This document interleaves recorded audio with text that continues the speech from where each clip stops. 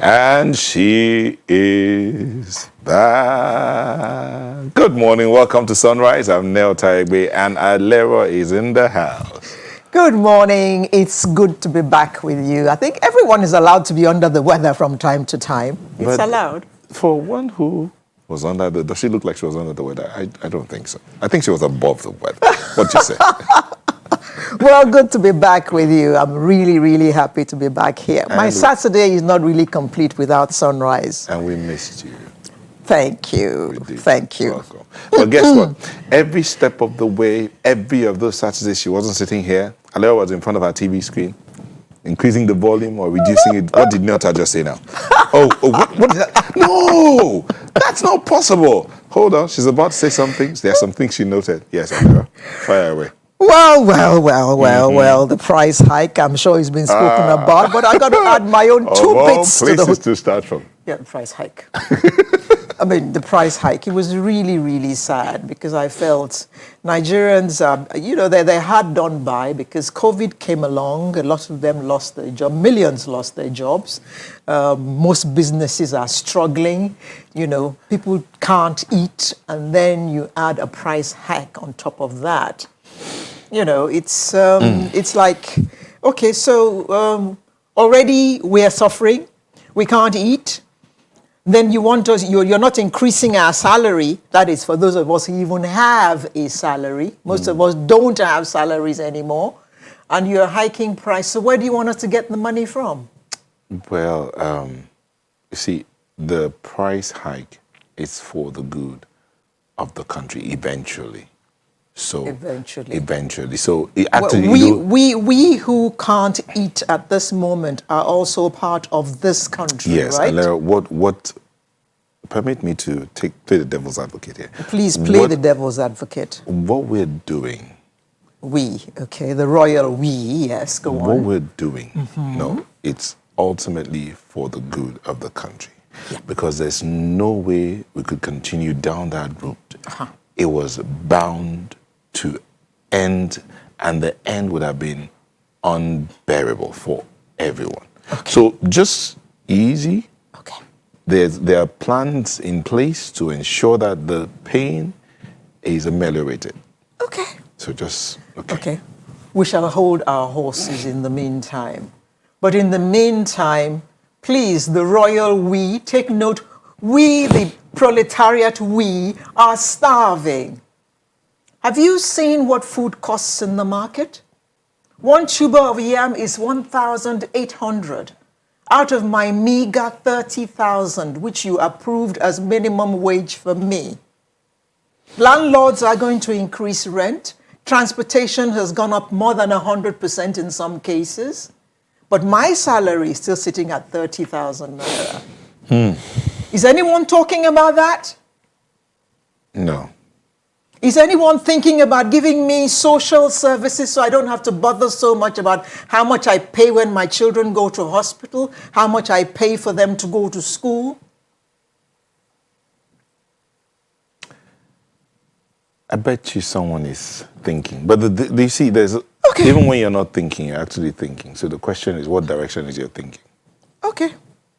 I have said my piece in that regard. Edo elections. Well, today happens to be an election. It's happening right now in Edo State. It's actually supposed to kick off at 8 o'clock. That's 1 hour behind us now. That's when... 8:30. Is it 8:30? Mr. Okoye said last night. Yes, he said 8:30. Okay, yeah, that's true. Oh, 8:30. Yeah, so they started at 8:30. 8:30, yeah. Okay. And already there's a lot of activity happening, people moving around, materials moving here and there. But to the voters who are going out there to vote, we will be going. We have our crew on ground, so we'll be linking up with them in the course of the program. But those of you in Edo who are going out there to vote, please stay safe. How do you say? Let's just have some level of decorum. Well, the report that we got so far from Shehu is that everything is peaceful. Dandy. So everything's far. okay. Hopefully to continue that way. So we just pray that the whole day continues like that. Amen. And there's been plenty of talk about these Edo elections, and majorly it was go and vote, don't go and fight. Election is not a war. It is an election. Just go out there and vote.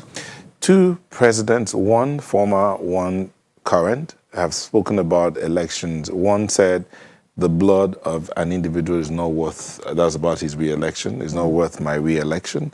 And then the current president says this do or die mentality towards election has to end. It has to stop. It has to stop. Yeah.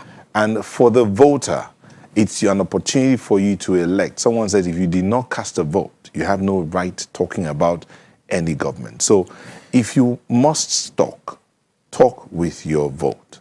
Well, I'm going to say something rather tongue-in-cheek, that as long as the locker of office is as juicy as it is, elections are going to remain do or die in Nigeria for a long time. Besides the locker of office, Alera, is also the process that leads to you getting into office. It's so expensive to get a form, and I'm hoping that the legislatures will look into that bit. It's so expensive to get a form. It's so expensive to run a campaign. And the electorate, many just sit back to say, okay, let me collect my own share of the national cake before you get there. It's all, look, the entire process, it's not about blaming anybody here, but let's blame each of us. Each of us has a blame. Every one of us, whether you're voting or you're not voting or you're contesting, at whatever level, we all have a portion of the blame, because those who are sitting back and waiting to collect their own share of the national cake, those who are saying, I'm investing, an election is not an investment. You're opting to go and serve. You're choosing to go and serve them. It's not an investment. It shouldn't cost so much to get a form. It shouldn't cost so much to run a campaign. And I'm getting angry later. But see. And as long as that is going on, people are going to feel the need to recoup their investment. Come on. And anyway, we say we want young people to take over. They're brimming with ideas. Where are they going to get 20 million to get an election form? Where are they going to get the billions that are required to conduct campaigns in Nigeria? We really need to sit down and look at this process all over again and make sure that we present a level playing field, so that if Nyota wants to contest tomorrow, he can. Because right now we have ruled out people like him, except he gets himself a godfather. Which we're trying to end in Nigeria. Or he becomes a kidnapper and is able to raise enough money to buy the form and organize his campaign. Well, I didn't say that. Please forgive me. I didn't say anything. This visa ban on these big men, we see that the Kogi governor is protesting his name being on that list. And we beg these embassies to please give us more names and ban them so that we know who they are. Alera. I am back. Yes. Is that what you were going to say? Your lips are sealed. Let's go to our menu. What we have lined up for today, we'll start out looking at self-certification exercise. That very confusing matter. Okay, we'll try to get to the bottom of it and clarify exactly that for everybody. Yes. And then we'll look at the Police Act 2020, which was just signed a few days ago by the president. Then living with the pandemic. Now, a lot of us have almost forgotten, with all the reopening and return of all things, schools are opening next week. Some people are thinking, is the pandemic out? So we'll be looking at that. Well, maybe they're listening to President Trump, who says, it'll go away. Eventually. You just watch. Head mentality. So? And we have closed the program with the Artist of the Week segment, as is usual with us. So she is a she? And she's fantastic, Alero. She is. If I have to say so myself. Okay. Fantastic, and you won't see her. But in all of that, we would still be dashing to Edo to find out what's happening. As we said, our crew's on ground, and we'll let you know what's going on there. The team's led by Shion Kimbalo, our political correspondent, and we'll let you know what's happening there. But in the moment, we will take a break, and we will be back. Don't go anywhere. Thank you for staying with us. We have some comments that have come in here. A couple of them welcoming a layer back. I'll get to read that. Thank you. Hold on, you need to hear it first. Oh, okay. But say this one. at Stephen Sir Attenborough fan says, government is not the problem of Nigeria. Our problem is all of us. That's Attenborough. Festus Akimbowa says, welcome back, Alera. Please calm down. Off your mic. Even Saudi Arabia has to increase fuel prices last week in the face of a $122 billion deficit. Truth is, COVID-19 has ravaged the economy of every country. So I'm sure Saudi has some social nets that help the people. I'm sure people don't have to pay out of their pockets for hospital. They have transportation discounts and all that for the elderly and for the working class. We're still going to that. I mean, the basket is full. You know what I mean. Okay, and then this is one here. Tunde Arogumati says, Nigerian schools reopened, but many parents can no longer afford them. It says, COVID-19, many rivers to cross in the COVID-19 resilience fight for Nigeria. Time to address priority areas ASAP. That's from Tunde Arogumati. All right, on Thursday, the federal government announced that all account holders in all financial institutions should obtain and fill self-certification forms, which is in line with the Income Tax Regulation 2019. This, however, sparked up various reactions from Nigerians. On Friday, the federal government apologized for the misleading information and clarified that the directive was for reportable persons. And then someone says, who are reportable persons? Today, we have with us to help us understand who are reportable persons and why this, with for the income tax regulations of 2019 and how all of that tie into making our nation and our economy a lot better, and you better, hopefully. We have Matthew Bonjibola, who's a Director of Tax Policy at the Federal Inland Revenue Service. Thank you for joining us. Thank you very much. Also here is Taiwo Oyedele, who's a Fiscal Policy Partner at the PwC. Thank you for joining us. Thank you for having me. Okay, so let's start with you, Mr. Bonjibola. What does it mean to be... Okay, just explain this entire policy, why it's rousing so much dust when it was first announced. Thank you very much. I think let's start from the beginning.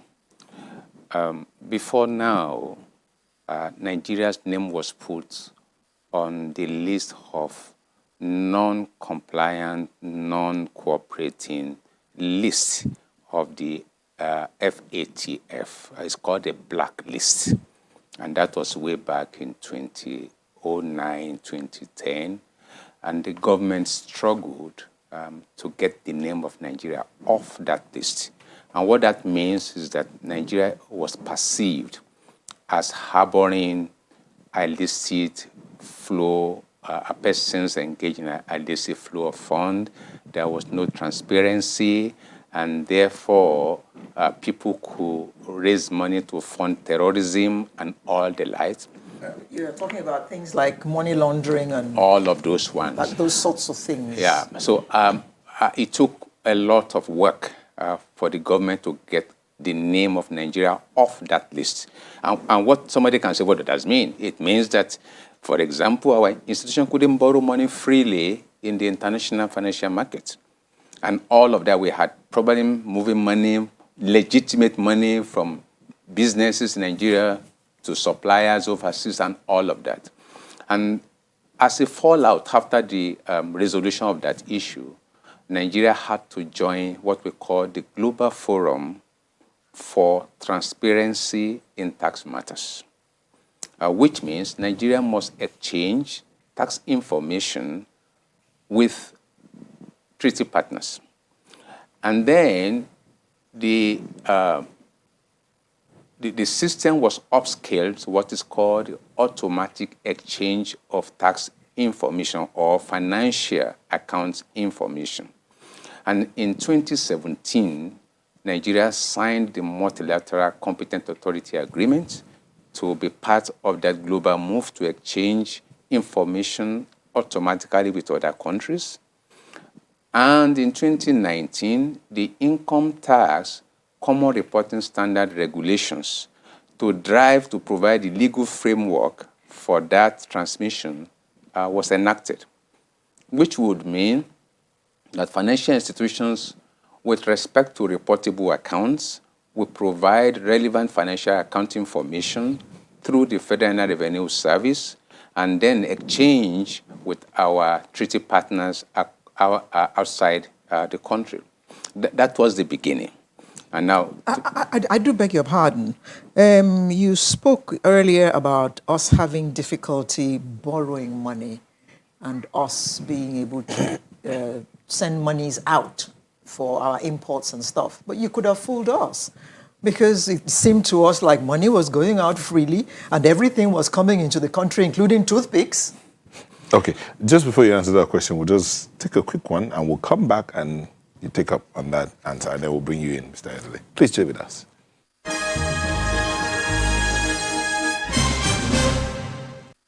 Thank you for staying with us. We're looking at the matter of the self-certification exercise announced by the federal government and clarified by the FISC.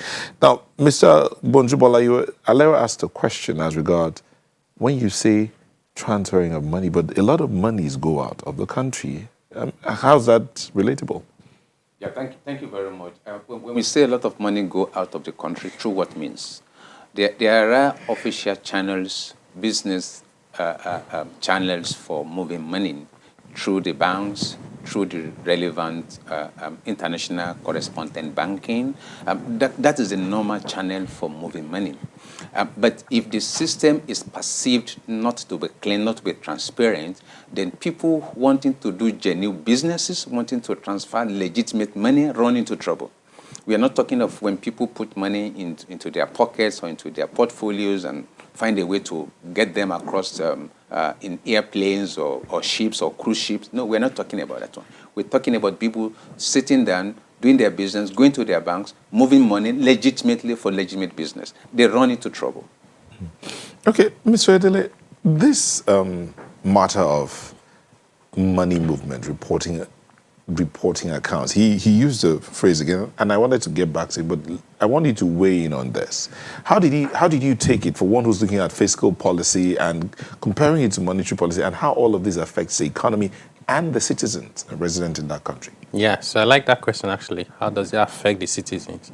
So to build on what Mr. Bonjubola has said, so if you just go back a little bit in time, and I want to tie this to taxation and what that means for our national development and all of that.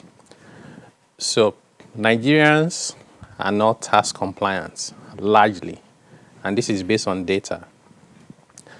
Especially the richest people in Nigeria. So I'll call them the top 1%. So in many countries around the world, there are different rules for paying taxes. So in the US, for example, and Eritrea, there are the two countries in the world where if you're a citizen or a permanent resident, if you leave the US and go to the moon and be there for 10 years, your obligation to file tax returns and pay taxes continue. So in many countries like Nigeria, you can break your tax tie. So if I leave Nigeria today and I go to Ghana or South Africa and I stay there for more than half a year, that's 103 days, I no longer have to pay taxes in Nigeria. But if I'm here in Nigeria, I have to pay taxes on my income earned in Nigeria and anywhere else around the world. So the reason why I'm providing that background is because the US started this whole thing we're talking about by reason of their FATCA, the Foreign Account Tax Compliance Act, which they enacted in 2010. They realized that there were Americans around the world who were not reporting the income they were earning to pay taxes in the US. So they enacted a law asking the whole world to help them enforce their laws by reporting Americans, wherever they may be, reporting their assets and resources to American governments. Nigerian banks had to comply because if you didn't comply, of course, only the US can do that. Any inflow belonging to you that passes through the US banking system, you suffer 30% of it. So, for example, what Nigerian banks had to do was if you were opening a bank account, they ask you for your nationality, you just put Nigerian there, you move on. You haven't lied. It's just so possible that you may not have told us that you have dual citizenship and you're also an American citizen. So America said you must redo those processes and ask people specifically, are you a national of the US or a permanent resident? If your answer was yes, from now on, all your financial information must be sent to the US so US can tax you. So in Nigeria, we do not have the same framework. We have a lot of people making money in Nigeria who are not disclosing the information, not paying taxes. In South Africa, the top 1% in South Africa pays more personal income tax, and listen to this, that is more than the combined amount that all the states in Nigeria collected and the FRS. That top 1% in South Africa is only about 50,000 people. In South Africa, if you earn up to 2 million naira per annum, you pay zero tax. They've exempted all their poor people, right? All the people in the tax tent for personal income tax is under 5 million, and they make more money than all the revenue we made in Nigeria. So in Nigeria, all the taxes we collect from individuals is not even up to 2 trillion naira. So the question is, the reason why that is possible is that there are people who are making a lot of money and they're hiding it. So what Nigeria has done is, this framework was created by the OECD, copying the US FATCA, to say let the whole world do it. As of today, not today, about 2 weeks ago, we have 109 territories around the world that have signed up. So what it means is, including Nigeria. It means, of course, the obligation is, we are going to send you information about Nigerians wherever they may be. But you, Nigeria, must also commit that anybody who is in your territory that has obligation with other countries, you collect the data and send to us. You can't just benefit alone. And I think that Nigerians should be happy about this, because what it means is the people who are being targeted, in my view, are less than 1% of the population. But the question is, how do you find out who is exposed? You know, which I think maybe government could have managed that well, instead of asking everybody to go there. But, you know, maybe that's why that initial announcement came, that everybody go and get recertified. Then when you fill out the form, we can now sift. Yes. You know, maybe that would have helped. Or don't you? That actually was the intention. Just like Mr. Oyedele said, the intention was to say, who had these reportable account holders? You can't just know by looking at people's faces.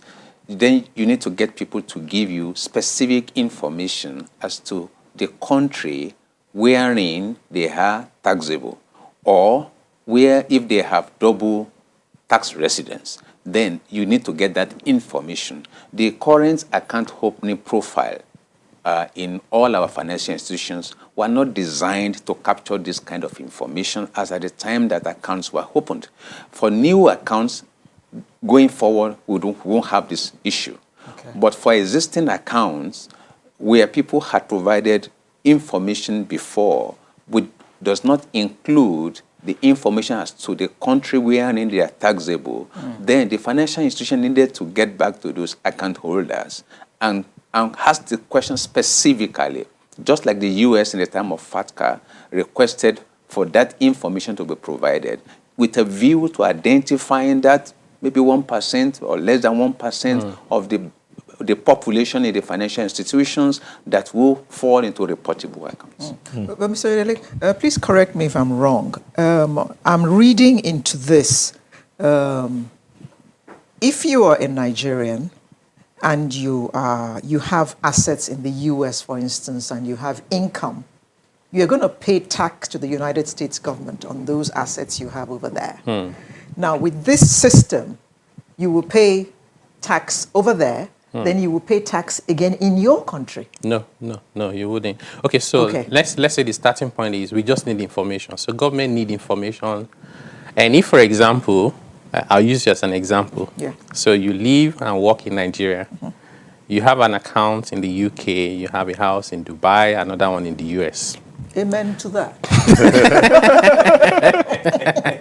So you could be earning dividend, interest, royalty. You could earn anything, but we just want to have the information. Is it with investment bankers, asset managers, banks? When we now get that information, we then run through our tax laws. What does it say? I'll tell you what the tax law says in Nigeria. It says if you are a resident here in Nigeria, you should pay tax on your income sourced from within In Nigeria and outside Nigeria, anywhere in the world. But there's a long list of things you earn abroad that when you report it, you're exempted. Dividend, interest, royalty, you don't pay any tax if you have paid, because the expectation is you must have paid tax abroad. But let's imagine a scenario when we receive that information about your financial resources from abroad. It shows that at the beginning of last year, you had $1 million, for example. At the end of last year, it became $3 million. So that's an increase of $2 million. We want to find out in your tax returns in Nigeria, how did you report the increase? Because money just don't appear from heaven. So this increase could have been that somebody paid you. What were they paying you for? It could have been that you borrowed. Nobody asked you to pay tax on borrowing. But if you now have things that should have been taxed in Nigeria, you fail to declare it, we tax you, we apply penalties. If it's a source you cannot explain, it might be that this is even more than tax matters, right? So to be honest, the framework, I'm excited about it personally. And I think we should all embrace it and say, how can we make it work? Of course, I think Nigerians are justifiably angry when you ask all of them to go and do it. And the analogy I gave was, it's like trying to find out how many Nigerians have schooled abroad. And you now ask everybody to go and send information so we can establish that. You know, there's a way you can design the process. Say, for example, if you have no international passport, chances are that you haven't been to a school abroad. Yeah. You know, if you were too young and you're a teenager, you're unlikely to go to a university. So by the time you narrow down the population you're targeting, right, it may not be perfect. You may find it's only 1% of Nigerians, you know, who need to go through that process. Okay, Mr. Banjwal, what exactly is the instruction now? We have read that it came out, then it was withdrawn and rephrased and rephrased. So what is the position now? Who are those supposed to go to the banks to go and re-register, so to speak? Thank you very much. And I think if I take it from where Mr. Idele stopped, in where we have data, reliable data, in that could be used to stratify a population into different strata, it becomes a lot workable and a lot easier. Where there is a lot of trust, because again, there are a lot of trust business here, it's again easy to narrow down and scope in into specific category of people. But we have we have an environment where data is not very reliable. We have environment where trust is a little bit on the low side of it. And that's what makes it a little bit difficult to do the zeroing in, the focusing in, as suggested by Taiwo. Howbeit, the intention, the target, is to get that people who are either one, exclusively taxable in countries other than Nigeria, or who, though taxable in Nigeria, are still taxable in other territories. And those are the people we say have dual residency or dual tax presence. Those are the primary and only targets. But the question is, how would the financial institutions have this information without asking that question from everybody? I think that is actually the challenge that is there. And that was what informed the information put out in the public notice by the Federal Revenue Service to say that account holders would need to provide this information to say, oh, I am only taxable in Nigeria.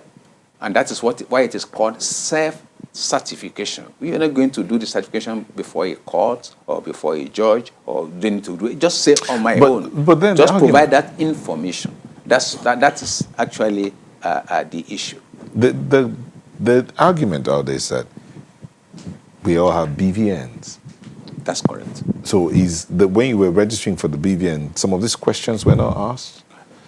I had a BVN myself, and I recall going through the process, and the questions that were posed, if I recall the form, were, who is my person, my name, my date of birth, and all of that, where do I live, and those were the questions asked. Nobody asked me, are you taxable in Ghana or are you taxable in Nigeria or elsewhere? That could, because as at the time the BVN a protocol was developed, there was no intention for taxation, even though many people thought it was for tax purposes. No, the CBN came up with that very brilliant idea to be able to link a face to an account. That was just the only purpose of the BVN protocol. But what we are talking about now is to say, where you as an individual or as a company, where are you taxable? Are you taxable in Nigeria? If you are taxable in Nigeria, then we don't have any problem with you. We already know where you are taxable. Oh, if you are taxable outside Nigeria, just tell us the country where you are taxable, so that when we have the information, we can send to the right country. Again, we don't want to give the information that belongs to Ghana, we don't want to give to Sierra Leone. And this is where providing this specific information becomes important, because financial account information is confidential, it is personal, and therefore must be so treated. And this is why this process is important, that we get accurate information so that we don't misdirect somebody's information to persons who should not have access to them. Okay. This matter of taxability, Dakpo Oduole says if you want Nigerians to pay tax, you need to convince them that the proceeds from the tax will be utilized judiciously and not be embezzled in any guise. So, when Mr. Idris started, he talked about Nigerians are not paying taxes. I mean, many Nigerians are not. There are very few that are paying taxes, whether income or whichever way you want to look at it. But you're saying this matter is also to help increase or tighten up or work on the tax net. How are the people going to buy into it if there is no education? You asked the question, am I taxable in Ghana? Am I taxable in the USA? Do I even understand exactly what it means to be taxable? What's the requirement? Thank you very much. I think two things here. One, most people are very interested on issues of their health. And so they will do all possible to get accurate information about the status of their health and, if need be, seek treatment. Similarly, I want to encourage every Nigerian to be interested in taxation. Because in the world of today, taxation is no longer an optional subject. It's a core discussion. And so people must get interested. That is one. Number two, about education, part of the information that was probably misunderstood was as an effort of government to educate, to make people to understand what is happening and what individuals need to do. And now, lastly, let me come to the issue of how do I know where I'm taxable? You are taxable, for example, under the Nigerian law, if you reside in Nigeria ordinarily. So which means Nigeria is where you live.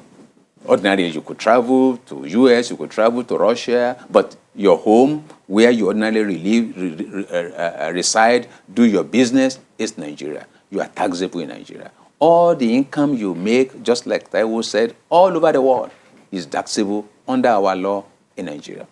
But if you are a casual visitor to Nigeria, you come to spend holiday, Obudu Ranch is one of the most beautiful places on the planet Earth. You want to come there, spend 1 month, 2 months, and then you go back to your home country, you are not taxable in Nigeria. Even if you earn income in Nigeria, we will now begin to look at the law. Is this income, are we able to tax it? If the law says yes, then only that portion that you have earned in Nigeria will be liable to tax in Nigeria. Okay. But even the law can now say, no, this guy only came here casually. He could have made some money along the line. We have an agreement with his country. This money is not taxable in Nigeria. Then you still go and do your tax in your country. So, okay. Those are the basic principles. And so the basic principle, where ordinarily do I reside? Okay. If you can answer that basic question, which I believe every Nigerian can answer, then you can then know where you are taxable. Let me just, does that then mean that if we have the identity management scheme working effectively, would that take care of this matter? Partly it will help. Partly in the sense that it may still not tell us where you are 100% taxable, but at least, I mean, just like Taiwo said in earlier, we can now begin to now use the data we cannot stratify the data, and then we can then say, okay, this is not likely to fall into this category. And of course, we can now use the rule of probability to shift the data. Mr. Yanele, we need to discuss Dr. Duwale's tweet talking about the proceeds from tax and how it is being utilized and not being embezzled, and tied with what he has said about the people need a buy-in. Most of Nigeria's business is in the informal sector. So there's no taxation at source or from source. They will report how much they have made for the purposes of taxation because they believe that this money is going to be used for their benefit. As long as they see that the money is being embezzled, they're not likely to buy into this and report correct information, or maybe not even report at all. They will not want to pay any taxes. Look at when Babatunde Fashola was, well, I will ask this question after we come back from this break. I'm overrunning. We'll take a short break and return to continue the conversation.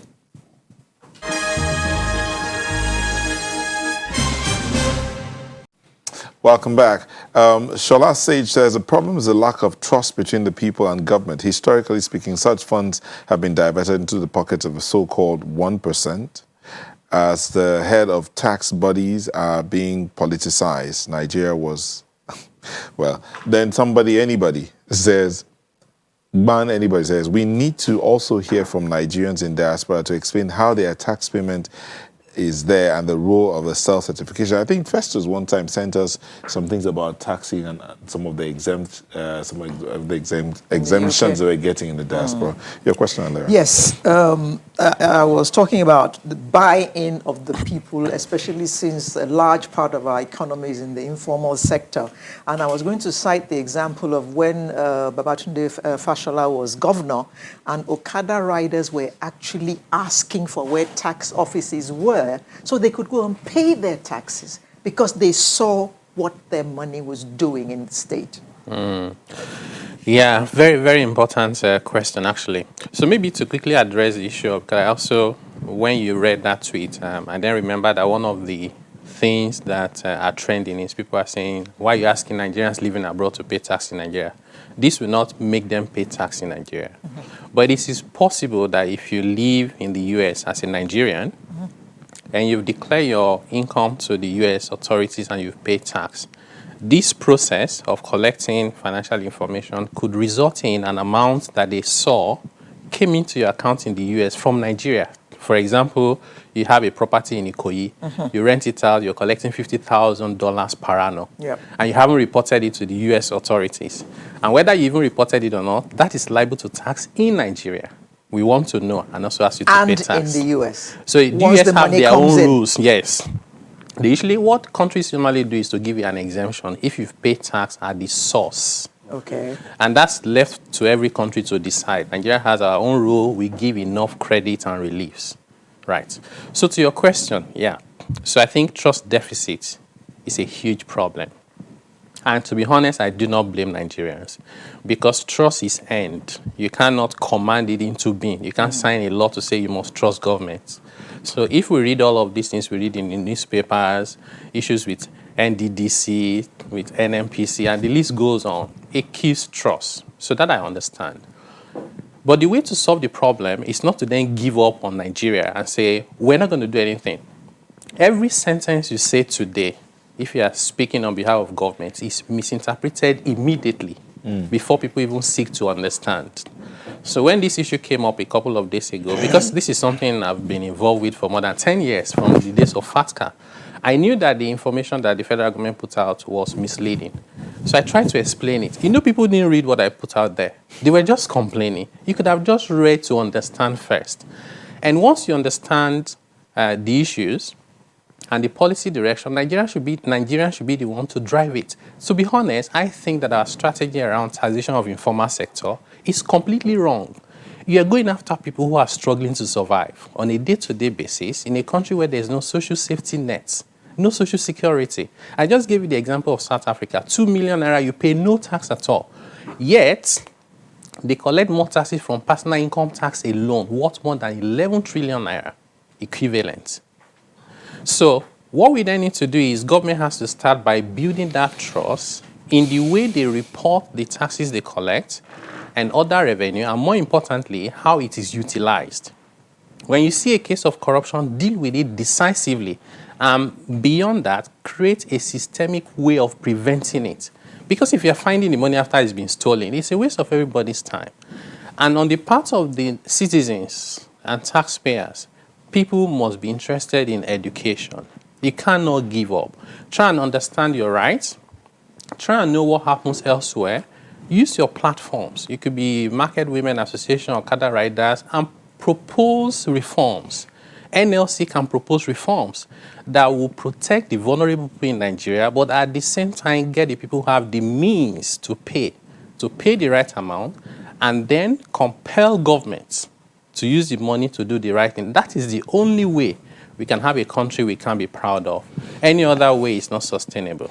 Okay. Mr. Bonjibola, he said something here. And the question of trust. A couple of tweets are here, so let me just run through them. Victor says, we pay tax. Agberos tax us daily. Who did they remit the money? Where does it go? Again, that question of trust. Anybody says the government of Nigeria makes it seem like they're doing the citizens a favor in terms of development and growth to make it seem like people are not paying taxes. Political leaders commission projects like it's a privilege. They are doing it for the citizens in Soria James. The problem of Nigerians is not how to pay tax, but the government officials and politicians' lifestyles with the tax and oil revenues. Olu Akeju says, tax is good for development, but how do you balance the problem of trust? Again, our trust issue. Festus says, truth is, we will never have the infrastructure we desperately need if Nigerians are not seeing taxes as an important fact of our national life. Which comes first, the chicken or the egg? The reason why our national debt is growing is because many Nigerians are not paying taxes. Festus will explain to us how he pays his tax in the UK. He lives in the UK. Nigerians are not paying taxes because they don't know what government does with the taxes. So how is it they see no need to pay the tax. There's no good road. There's no hospital for them to go to. There's no, the schools are dilapidated. So what exactly do you want to use this money to do? So it's a question of reorientation, or so to speak. If SA can earn more personal income tax from less than 1%, and Nigeria's population is about almost four times that of South Africa, why are we here? Maybe the FIRS is not talking to Nigerians enough. Thank you very much. I think it's a good question to ask, why are we here? Number one, I think FIRS is talking, and probably, I hope, not talking too much, because it's not in the tradition of tax authorities to talk, because the business of tax is not a business of pages on newspaper because of confidentiality and all of that. Maybe it's got to the point where that should actually be part of your business. However, to come to your question, maybe the business should not be about the business of taxing, but the business of tax education. Good. Now, how did we get here? Is a big question. A big question because it's a mix of tradition, mix of political, a mix of economical. So it's not just we didn't get here by hap chance. It's by a combination of one step after the other that got us here. Without pointing fingers, we know when it comes to obedience to public rules, including taxation, some sections appear to outdo other sections in this country, and we all know that. It's also common that formal businesses, people engaged in professions, are much more compliant than those who are into informal businesses. Another issue is, do we even know ourselves? I mean, I read in somewhere during this week that somebody said projected population of Nigeria is 203 million. And the first question that came to my head is, how did we get that? Without a census.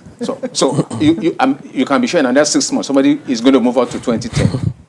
Another one is going to move on to 250 million. Because it's easy for us to throw numbers. But the question is, what are the underlying statistics behind those numbers? So question is, in Lagos, as organized as Lagos State is, how many Okada Riders Associations do we have? We don't know. That is the question. Not to talk of how many Okada riders Are there? Whereas if you go to SA, just like Taiwo said, they will tell you the number of cab drivers.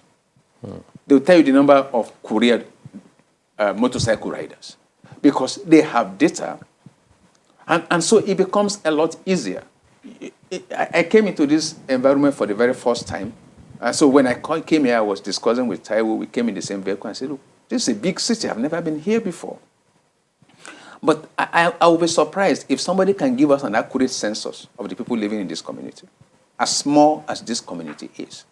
And so before you cannot begin to break down how many of them are bricklayers, how many of them are carpenters, how many of them are electricians, how many of them are plumbers. When you don't have this information, then how do you bring people to taxation? That is the starting point. Then, coupled, the issue of trust is always there because again, I had a colleague who worked in South African Revenue Service, SARS, and we discussed, and during this coronavirus, and they had to provide palliatives, they actually practically know everyone who lives in every room. And so it becomes easy for them to target their palliatives. They know who needs and who does not need. In Nigeria, do we have that kind of data? And that is why what is meant for the lowly people actually end up within either the middle or the upper people, because we actually don't know people we should target. So this is why we are getting where we are. So it's a whole gamut of issue. But just like Taiwo said,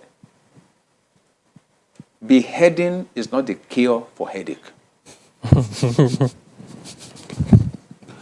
We need to ask ourselves, our generation, the generation coming behind us, what will they come to meet? And that is where it's important. We need to understand what's our civic duties with taxes and pay, and also insist that the peoples we have appointed to so pretend over these resources use them for the purposes for which they are intended. If we can do those two, I strongly and firmly believe that we will reverse this trend. And then the kind of infrastructure we are talking about that they are not there today, then those resources will be available to do them. But we must do them. We cannot abandon Nigeria. Mr. Mojibala, does it happen that the inland revenue pays people visits?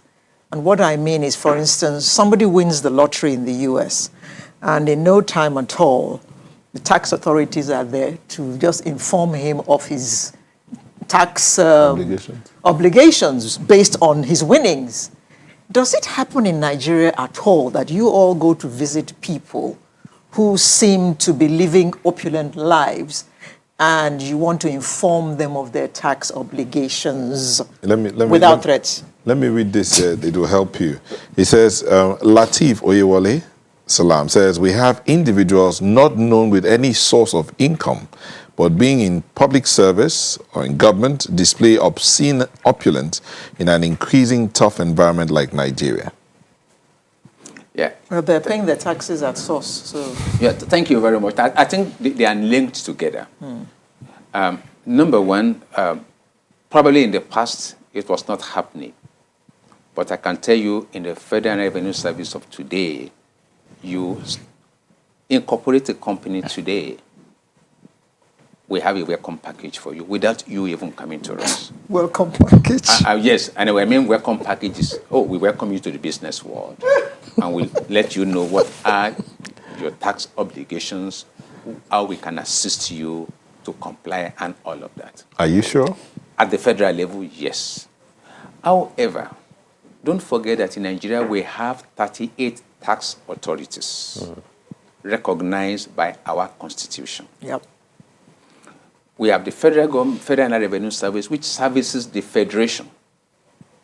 We have the state internal revenue services and FCT, 36 of state, 1 of FCT, 37. And there are specific line of demarcation where Federal Revenue Service could not cross to the territory of those states. So it's therefore possible for somebody who has won the lottery, probably is a resident in my state of Osun, where I come from. The Federal Revenue Service has no jurisdiction over that individual. Okay. It is the tax authority in that state who should do that kind of celebration with an assessment to say, look, we rejoice with you. Please, we want our own share of it. But if they don't do that, if the Federal Revenue Service attempts to do that, it will be a constitutional crisis. However, I am hoping that with the Joint Tax Board, some of these things are spreading. And part of the initiative for that is the tax identification number, which is hosted now by the Joint Tax Board. That doesn't matter where you live, you have one unique tax number. Wherever you go within this country, that number follows you just like your BVN. So that is helping along that line. So that's some of the things that we are doing. But beyond that, we need to move to the level of taking control of this country. I mean, the people of Nigeria must take control. And how do we take control? It's when we control the finances by payment of our taxes. Then we can look our local government chairman eyeball to eyeball and say, I pay your salary. I pay for that car you are riding.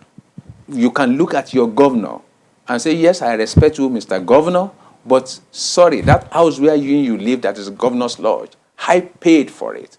And then you can command that person, occupant, and say, this is our will as a community. Please command respectfully before the security operative. Okay. Even the security operative is paid by the taxpayers. Yes. And so it becomes a lot easier. But where we don't have a stake by saying this is my contribution in this, then you don't have much mouth there.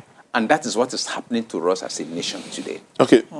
Mr. Edele, Agumbama says the UK employed the CRS regime effortlessly because its robust tax structure. There was no announcement and prompting a stampede to the banks to update personal data. Again, that question of data. Like the US and UK, Nigeria needs to develop synergy with organizations that already have information. As we begin to wind down, what's your advice to Nigerians, to the government, and the citizens in particular? Yeah. So the reality is that we have lost a lot of time. So we're already behind. We do not have a good information management system, but that doesn't mean that we cannot start now. So even with the pandemic, with COVID-19, so there were many countries where all they needed to do was to look at the tax records. Because, for example, even if you were poor, you still needed to submit your returns and declare your affairs. I can just go to the tax database and query it. Anybody who earned less than a certain amount last year must be poor. You have their bank account, you just credit them directly. So palliative was bread and butter to do. In Nigeria, that's a nightmare to do.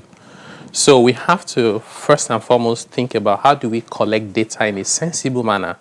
So you asked the question about people living, luxury lives, and nobody's asking questions. In fact, waiting for them to display it and go after them is going to capture less than 1% of the target. But when you have data, so people buy vehicles today, they register it with the state. You want to build a house, the land is with the state. You're traveling abroad, who gives you the passport? The state. You're paying school fees, dollars and pounds abroad. Where did you get it from? From the CBN and the banks. But nobody is connecting the dots to piece this information together in a systemic manner. And the black market. And the black market. So data management is key. Number two advice I'll have is for government at all levels. And most time we even forget that the levels are 3, not just 1. Right? The focus on state and local government also needs to be at the same level as the federal government. We must start asking questions to force our leaders to do the social contract, let me put it that way, has to be restored. For them to know that this is an agreement between us and them, and they have to live and work for the purposes of Nigerians. And lastly, is for Nigerians themselves to not give up, to continue to show interest. So what you're doing in this program, for example, is good education, but I'm sure that people who are watching now are less than those who are watching BB Niger, right? They have their right to watch entertainment. But you also have to be equally interested in things that affect your lives. I once read an article in the UK that says, if you want the attention of the public, talk about tax, talk about entertainment. Here in Nigeria, talk about tax, nobody cares. The only reason why we are talking about this topic now was because federal government handle tweeted it. FRS has been on it for more than 2 years. Nobody cares. All right, thank you very much. Architect Rich Eze actually asked a question. It says, the cost of running the FRS, is it not too expensive? It says we have an excess workforce in the FRS whose overall salary surpasses the total that could come in even if the net is expanded to the boundaries of Nigeria. And then Okuadema says government needs to do more. It's difficult for people to pay tax when they have to provide their own water, electricity, security, and roads to do a small business in Nigeria. And finally, no unemployment benefit. Where do we go from here? Finally, that just for that break, Festus says we pay a plethora of taxes in the UK. It's criminal offence and not to pay, and many don't trust the government in the UK as well. But thank you so much, Matthew Bojumbola, Director of Tax Policy, FIRS, and Taiwo Yedele, Fiscal Policy Partner at the PwC. Thank you, gentlemen, for sharing this morning with us. Thank you for having us. Sunrise will be back in a moment. Just stay with us.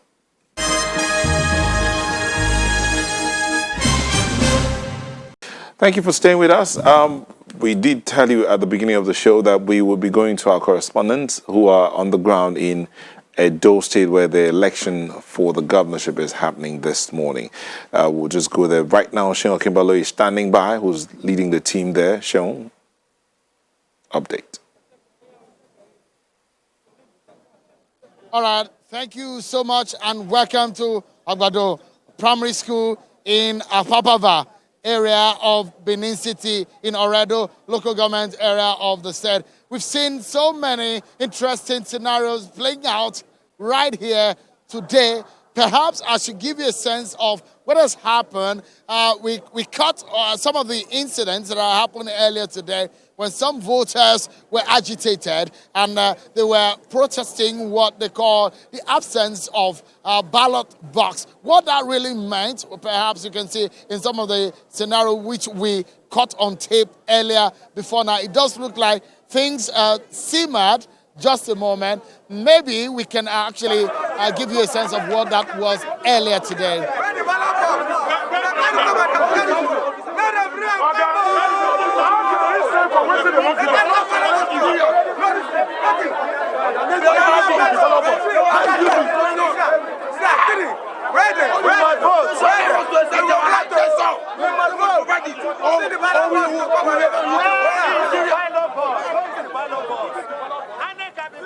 All right, so you saw that what played out when some of the voters were quite not happy.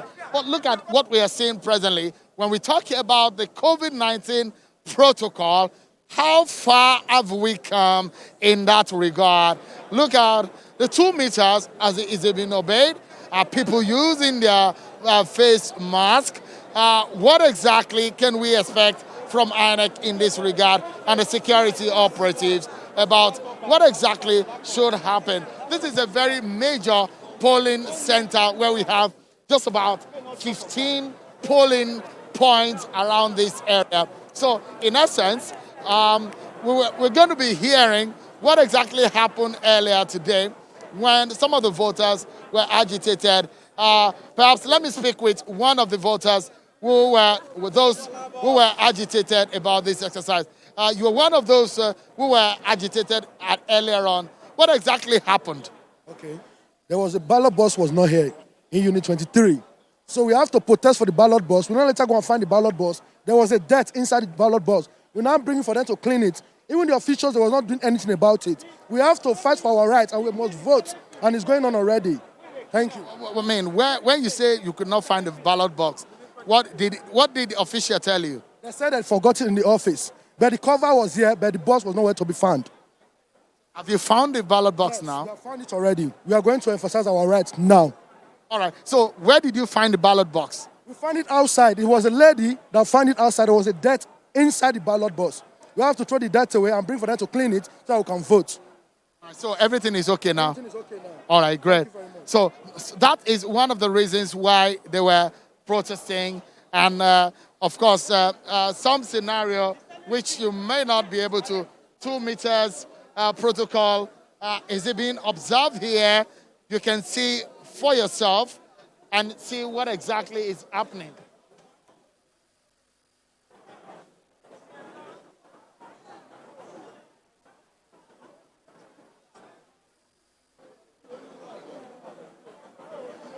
All right, you can see security operatives and, of course, the voters. But in essence, some of these procedures being followed, that's a big, big, big question. Right here, you can see the elderly on the queue, young people on the queue. But in all of this, are even the officials using the face mask? There seems to be a lot of anxiety and agitation.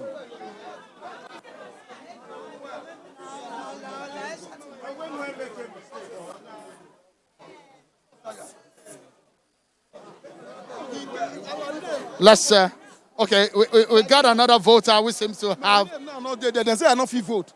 Now here they vote every time.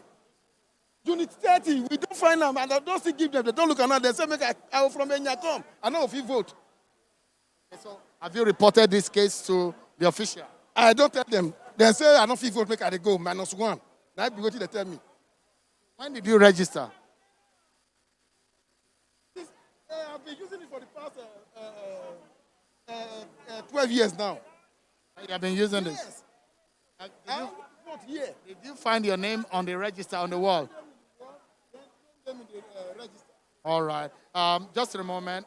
Let's get a sense of what this means security-wise. I'm being joined by Mr. Madu.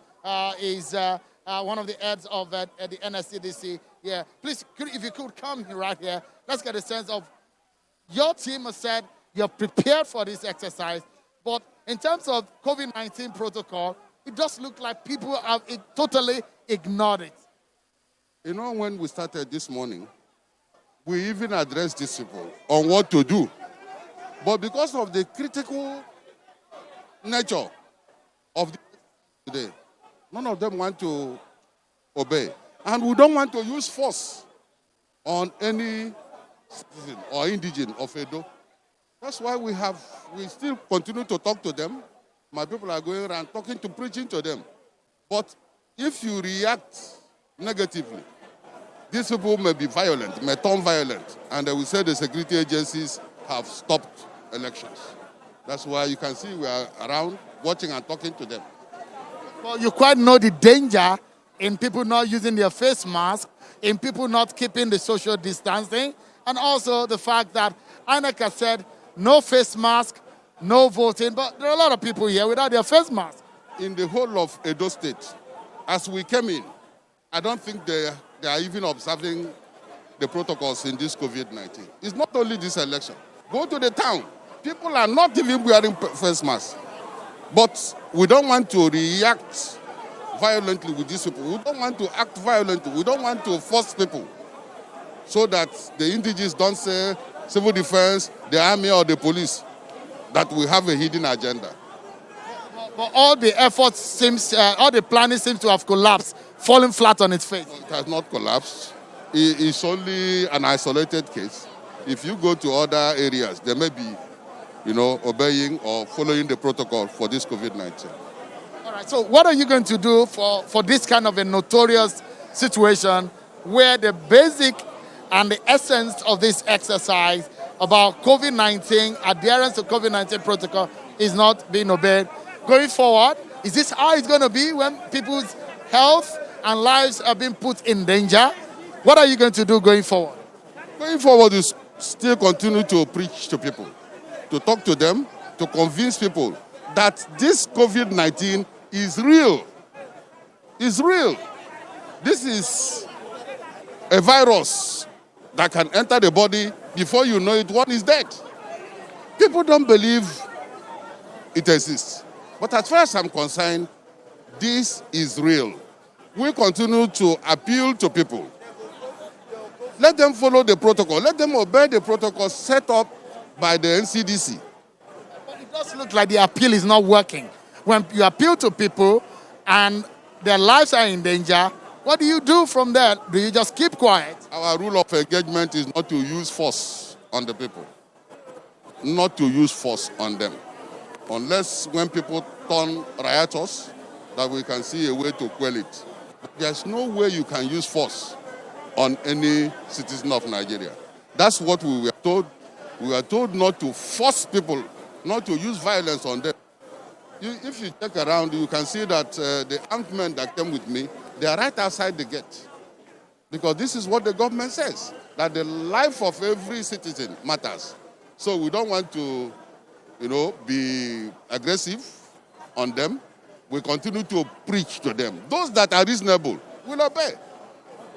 Thank you so much, Mr. H.K. Madu, for talking to us. Let's hear from the point of view of observers. I have Mr. Chibuzo Gabriel, who is an INEC observer right here. Thank you so much, Mr. Gabriel, for talking to us. As it stands right now, from what you have observed in this place and outside of this place, how do you assess the process so far?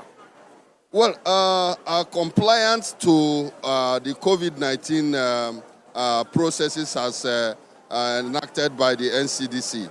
The situation here, most people are wearing face masks, but the social distancing is not really obeyed. But the election has not commenced at the appropriate time, that is at 8:30. So there was about 1 or 2 hours delay, although we hope that will not essentially jeopardize the process. So in brief and in summary, so far in the start of this exercise, does it look like it has not achieved the success that it was hoped to have achieved? Well, I'm just coming from George Ida Primary School in the GRA area of Benin City, which is actually a rack center. And as we speak, the sensitive materials are actually leaving that rack center as we speak right now. That means there is a major delay in terms of the logistics, So it's going to, impact on the time for voting and counting of votes, essentially. Thank you so much, Mr. Gabriel, for talking to us. But just before we head you back to Lagos, my colleague, Jessica Ologbosere, is in other parts of the state, and she has a report for us. Jessica, what do you have at your end there? We are at Ugeole Primary School, Aviele, in Esako West local government area of Edo State, that is in Edo North. In this primary school, there are three polling units 13, 14, and 15, all under Ward 7. And the deputy governorship candidate of the All Progressives Congress is expected to vote at polling unit 13. He's not here at the moment. And when we arrived here, we noticed that the voters did not come, many of them did not come wearing face masks, but some persons distributed face masks among them, and they're wearing that now. There is no provision for hand washing, but INEC itself provided sanitizers, so that is in use. We also have the infrared thermometer, which is also in use. Accreditation and voting commenced at about 9:22 a.m. It's going on, not so fast, a bit slow, but picking up as one after the other, the voters come to take their position. And that is our observation at the moment so far. Jessica Ologbosere, Channels Television. All right then, Jessica, thank you so much.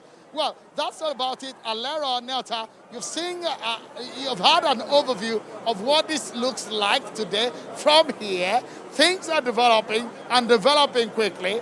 I know both of you, Alero and Nelta, you're keeping your social distancing, but maybe these, my friends right here, are not keeping as much of social distancing. COVID-19 is real, everyone. please, if you keep 2 minutes social distancing, it will help all of us. Well, it's back to you now in the studio, everyone. Thank you, Seun. Seun. Well, most glaring to me was the lack of COVID-19 protocols there.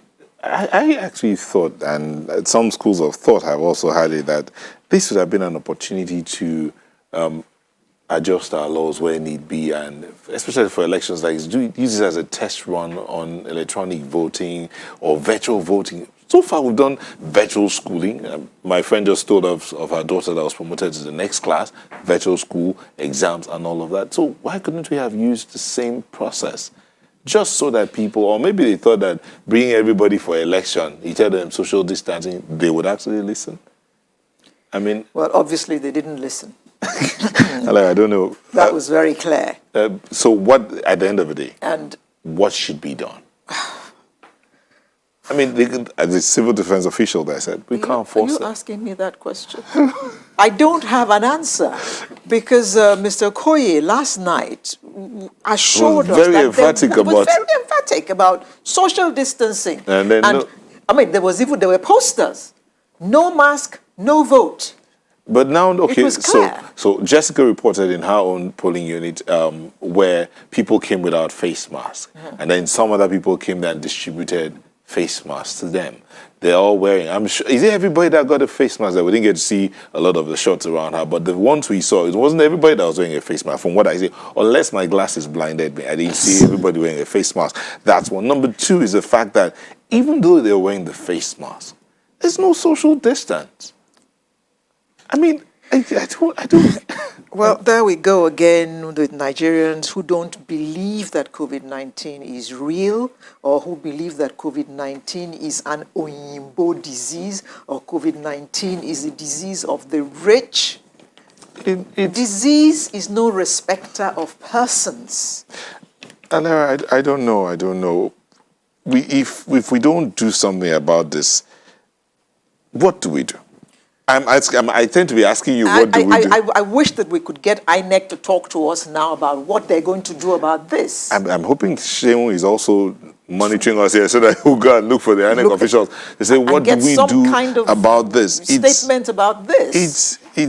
I don't know. Because at the end of the day, would there be tests to know how many people were infected in that place? Can they even check to know what the situation is? Meanwhile, while we're looking at Edo, the conversation we had earlier about the tax is raising a lot of dust. So let me just read this one. Professor Enakina says, I have been paying tax in the UK for over 2 decades. It's torturous to pay tax anywhere. Income tax below £50,000 annually is 21%. And above £50,000 is 40%, excluding the national insurance, which is mandatory for everyone. Nigerians will develop enthusiasm to pay tax if government is sincere. So it's still back to the buy-in of the people, the issue of trust all over again. Trust and all of that. Trust. But we will take a moment and we'll come back to look at living in a pandemic. This matter of the elections, for instance, it was as if it was planned and then we're seeing this. So we have some scientists in the studio here in Lagos, Abuja, and one joins us from across the country to explain to us what should be going forward. We'll be back shortly. Don't go away.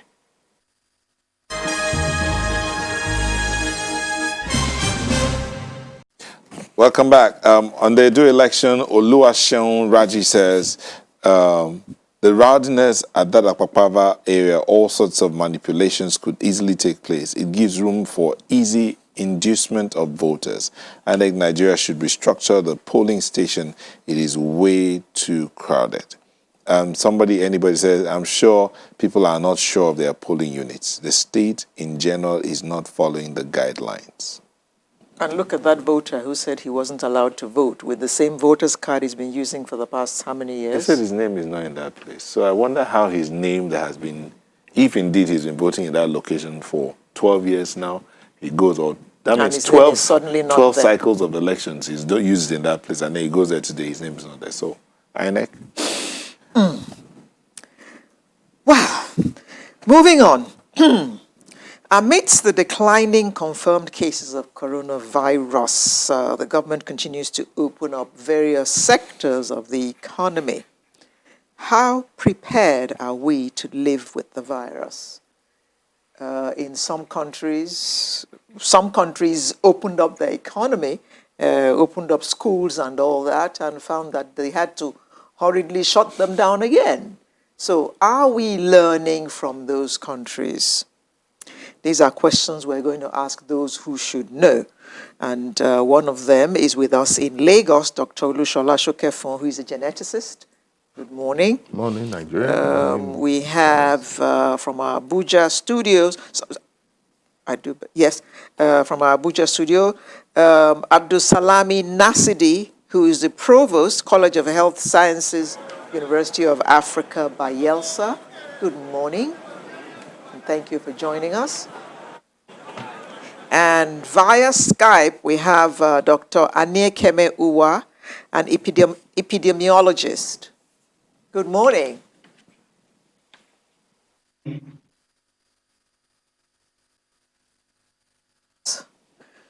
Now, let me start with you, Dr. Lushola. You watched with us those videos of the Edo elections.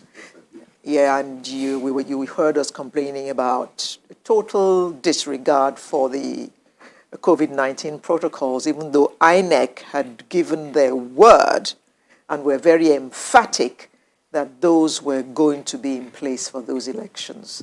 And in the middle of all this, we're opening up the economy even further. What are your thoughts? What are our chances of surviving this virus with all that you see?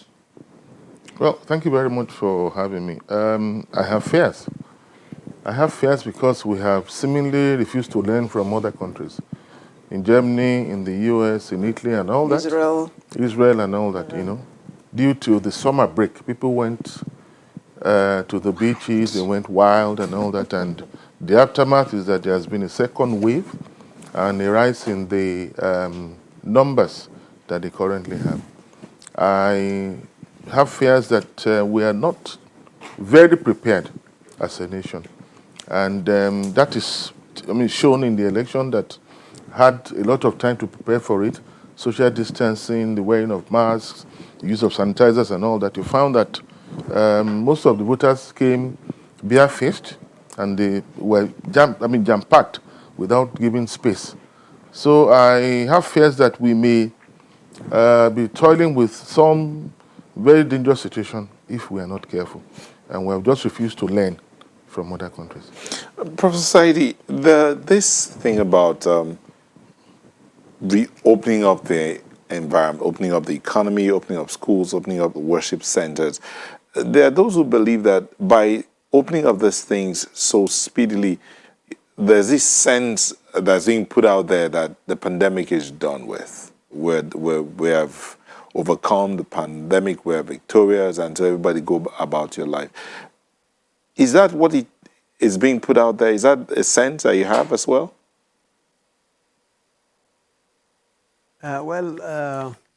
It's, as rightly said by the previous speaker, it's rather unfortunate that Nigerians, are beginning to, believe in COVID and run away from all the recommended protocols to keep themselves safe. And some of it is actually not due to their faults alone, but the risk communication that was handled. I think this is the weakest point of our response. Maybe we didn't communicate to Nigerians properly as for them to perceive the danger. And to worsen things is the pronouncement recently also by the government and the government officials that, we are flattening the curve and therefore, we might be on top of the pandemic. And this will also make Nigerians also now believe further that, we are actually getting out of it. So don't worry, don't wear your mask, don't wash your hands and so on. But this is very dangerous and explosive because the virus is very elusive, very terrible virus, more dangerous than we are thinking. Anyakeme, hello. Anyakeme, let me bring this to you. There are those who, the expectations that people would social distance. Some say those expectations are unrealistic because for a place, for instance, like Lagos, where you have even structures in the banks and all of that, people still don't social distance. So expecting social distance at a place like an election area, Edo State, for instance, is really being unrealistic. Do you agree? Yeah, it may be unrealistic because, like the professor had said, our risk communication has not been optimal. And in addition to the risk communication, we've not really done much in terms of community engagement and social mobilization. Because these activities have to be intensified so that the people know that they're doing this for their own good. Because right now, people just see these strategies as strategies. They don't see it as things or activities that would help them to stay alive. Because you tell someone to stay 2 meters away from each other, the person does not really appreciate why you're telling him to do that. So the person feels you are maybe trying to punish him and all that. So we really need to intensify our risk communication activities, community engagement, and social mobilization. By the time we do this, you see that things will change. And apart from that, most Nigerians don't even believe in COVID-19. So by the time you now tell them that you have to do this to prevent what they don't even believe in, it becomes very, very difficult. So moving forward, we really, really need, as a nation, to intensify our risk communication activities. The Nigerian Centers for Disease Control has really tried. A lot more needs to be done. The community leaders have to be engaged. I can remember when we were trying to eradicate poliomyelitis, we got traditional leaders to serve as, mentors and all that, so that people can look up to them. So for COVID-19, I think we need to get leaders like that, opinion leaders, religious leaders, who can come out, speak to the people, wear their face mask, tell them why they need to do this. I think by the time we do this, most things will, fall in line, so that at different public places, people will now understand why they have to use their face mask, why they have to wash their hands, why they have to, follow social distancing procedures and all that. So I think that's what we need to do. Dr. Shokefun, are you surprised at the numbers that we have in Nigeria? Because initially, the suggestion was that, wow, when this thing gets to Nigeria, people are just going to be dropping dead on the streets. But the figures seem pretty low compared to places like the United States, places like India, places like Israel. Well, there are several sides to that. Are we testing enough? The penetration of testing is maybe too little. Yes. May just be too little for us to discover so much.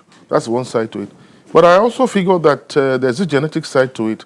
We seem to be a bit more immune to the virus because of our previous exposures to several other viruses that may have given us some innate immunity to the virus. Our environments are hardly ever clean.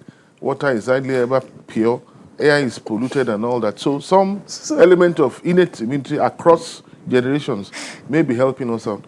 But it is not also safe to assume. That's the reason why scientific research is important, to check the immune cascade of the average Nigerian, because the figures are actually very, very low. The casualties are also very low compared with places like India and all that. So the research side of it is also very, very important. Professor Saidi, there has been a suggestion that this virus might actually be with us forever, like malaria and other things. So how are we going to be able to cope with it if indeed it stays with us? Because right now, which seems to be the peak of it, we are not prepared to social distance and wear masks and do the things that NCDC, for instance, says that we should to protect ourselves. Well, I like to thank the previous speaker again for hitting the nail on the head, as to the reasons why we think we are having less cases. Apart from the fact that we are not testing enough, we are not, reporting enough. The problem is, if you look at our data, you'll see that the government is basing its policy on and pronouncing flattening of the curve. You see that there's a huge gap and a huge, misrepresentation. The day we had 79, which is 13th of September, only 8 states out of 36 states reported. Of course, the number reported will be less. The day we had 90, which is 15th of September, we had only 13 states reporting out of 36. So you can see the danger. The reporting, this is not complete. States are not either testing or not adequately reporting. In this situation of pandemic, even 0 is a report. So we don't want to see that there is a state that is not reporting. All the 36 states plus the FCT should be reporting. Then second part of the question is the issue of the nature of the virus, whether it is going to be with us now forever, like influenza viruses, like malaria, hepatitis viruses. Definitely, that is the story, unfortunately. Even though the virus is mutating, we have many research centers in the world that are tracking the behavior of this virus. And the danger is that it's mutating less slower, but for sure and completely than other viruses. Like the influenza virus, it mutates, and within 2 weeks, 2 years, you can see that the one that caused outbreak last 2 years will, mutate to a completely different type, but having the same type of general qualities. But in the case of COVID, coronavirus, it is a very interesting evolution, and that the virus is evolving in a manner that if you are not careful, we might end up with a more virulent type that can adapt to the African population and cause even worse, pandemic. But if you are lucky, it can mutate to a less infectious type, and then we end up, having some natural immunity to it. But in this case, we are not sure it can go either side. So the best option for us is we either, use these simple things, these masks that we are seeing, and follow the social distancing recommendation, etc. Or we pray to God that when the vaccine comes, we might be able to access that vaccine and then protect our people. If not, if the virus, continues to circulate among our population and is mutating for surely and solidly, we might end up with a disaster situation, and this is what we should definitely do to avoid.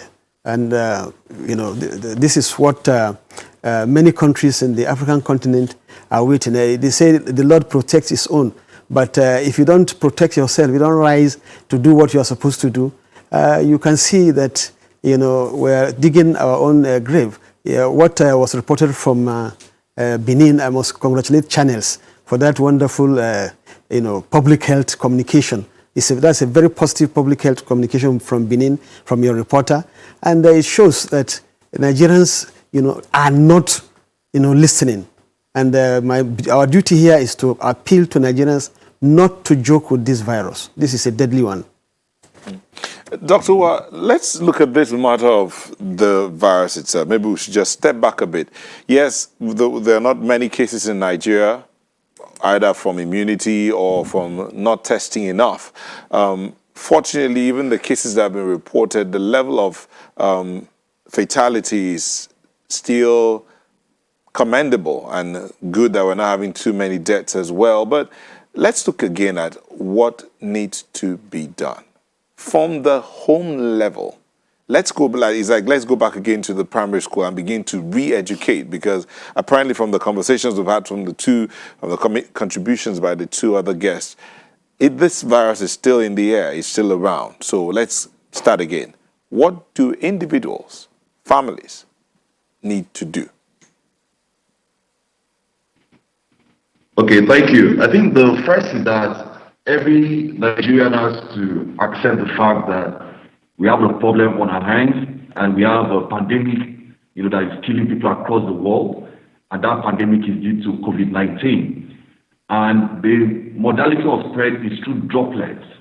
When a person has the infection, the person coughs, the person speaks, the person sneezes, those droplets could fall on surfaces or it could even pass from one person to the other through direct inhalation. So our people have to appreciate this fact.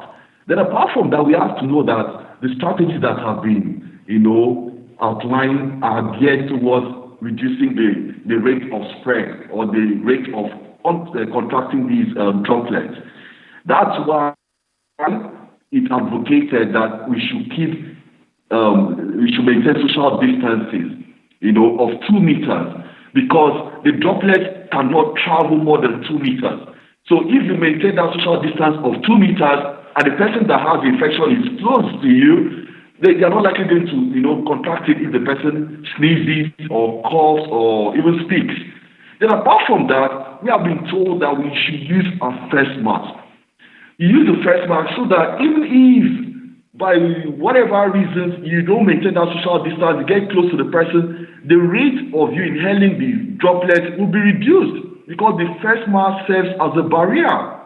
Then we all know that these droplets are heavy particles that settle on surfaces. So people are encouraged to wash their hands as frequently as possible with running water. And these are simple basic strategies that can really help. Then apart from that, people have been encouraged to go to the health facilities when they are sick. In Nigeria, most people don't go to the health facilities. That's why we have a lot of underreporting in the country. And the underreporting has always been a problem with our data collection processes. Most people don't like reporting. They don't go to the hospital, So it's still happening even with the COVID-19. So people are ill. They have respiratory illnesses. They go to traditional. So we never get to know. And some of them even die in the process. And it's not reported because they were not tested. So you couldn't say it was due to COVID-19. So people are also encouraged to go to the hospital. Because once you have been tested and it's COVID-19, you can now be either isolated, then your contacts can be quarantined. Then from there, the contact tracing, the contact identification, the tracing, the follow-up, and all those processes take place.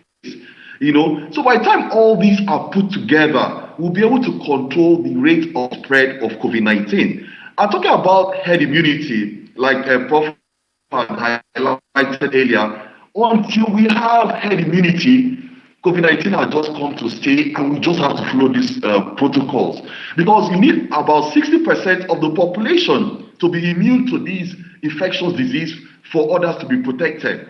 Because assuming you have 80% herd immunity, that means that that's about 4 over 5, which means that if 5 persons get in contact with a confirmed case of COVID-19, 4 are not likely going to have the infection because they have immunity and they will not likely spread the infection to other people. So until we have that level of herd immunity, which can be achieved when there is a vaccine, and we all know that the processes are going on, we will not have a vaccine till maybe next year and all that, we need to imbibe these basic protocols of social distancing, use of the face mask, hand washing, and other guidelines have been issued by NCDC, by World Health Organization, and so many guidelines have been issued for washing places, for schools, and all that. We don't need to imbibe all this, because like people say, this is the new normal. We have to appreciate the fact that things have really changed,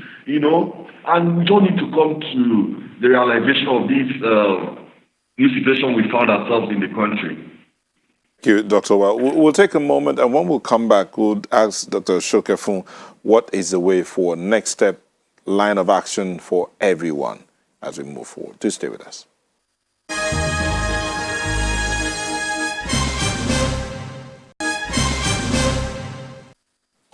Thank you for staying with us. We still have our guest here, Professor Abdul Salami Nasidi is in our Abuja studio. We have Olushola Shokefun, a geneticist here in Lagos, and Anekeme Uwa, an epidemiologist, joined us from Abuja.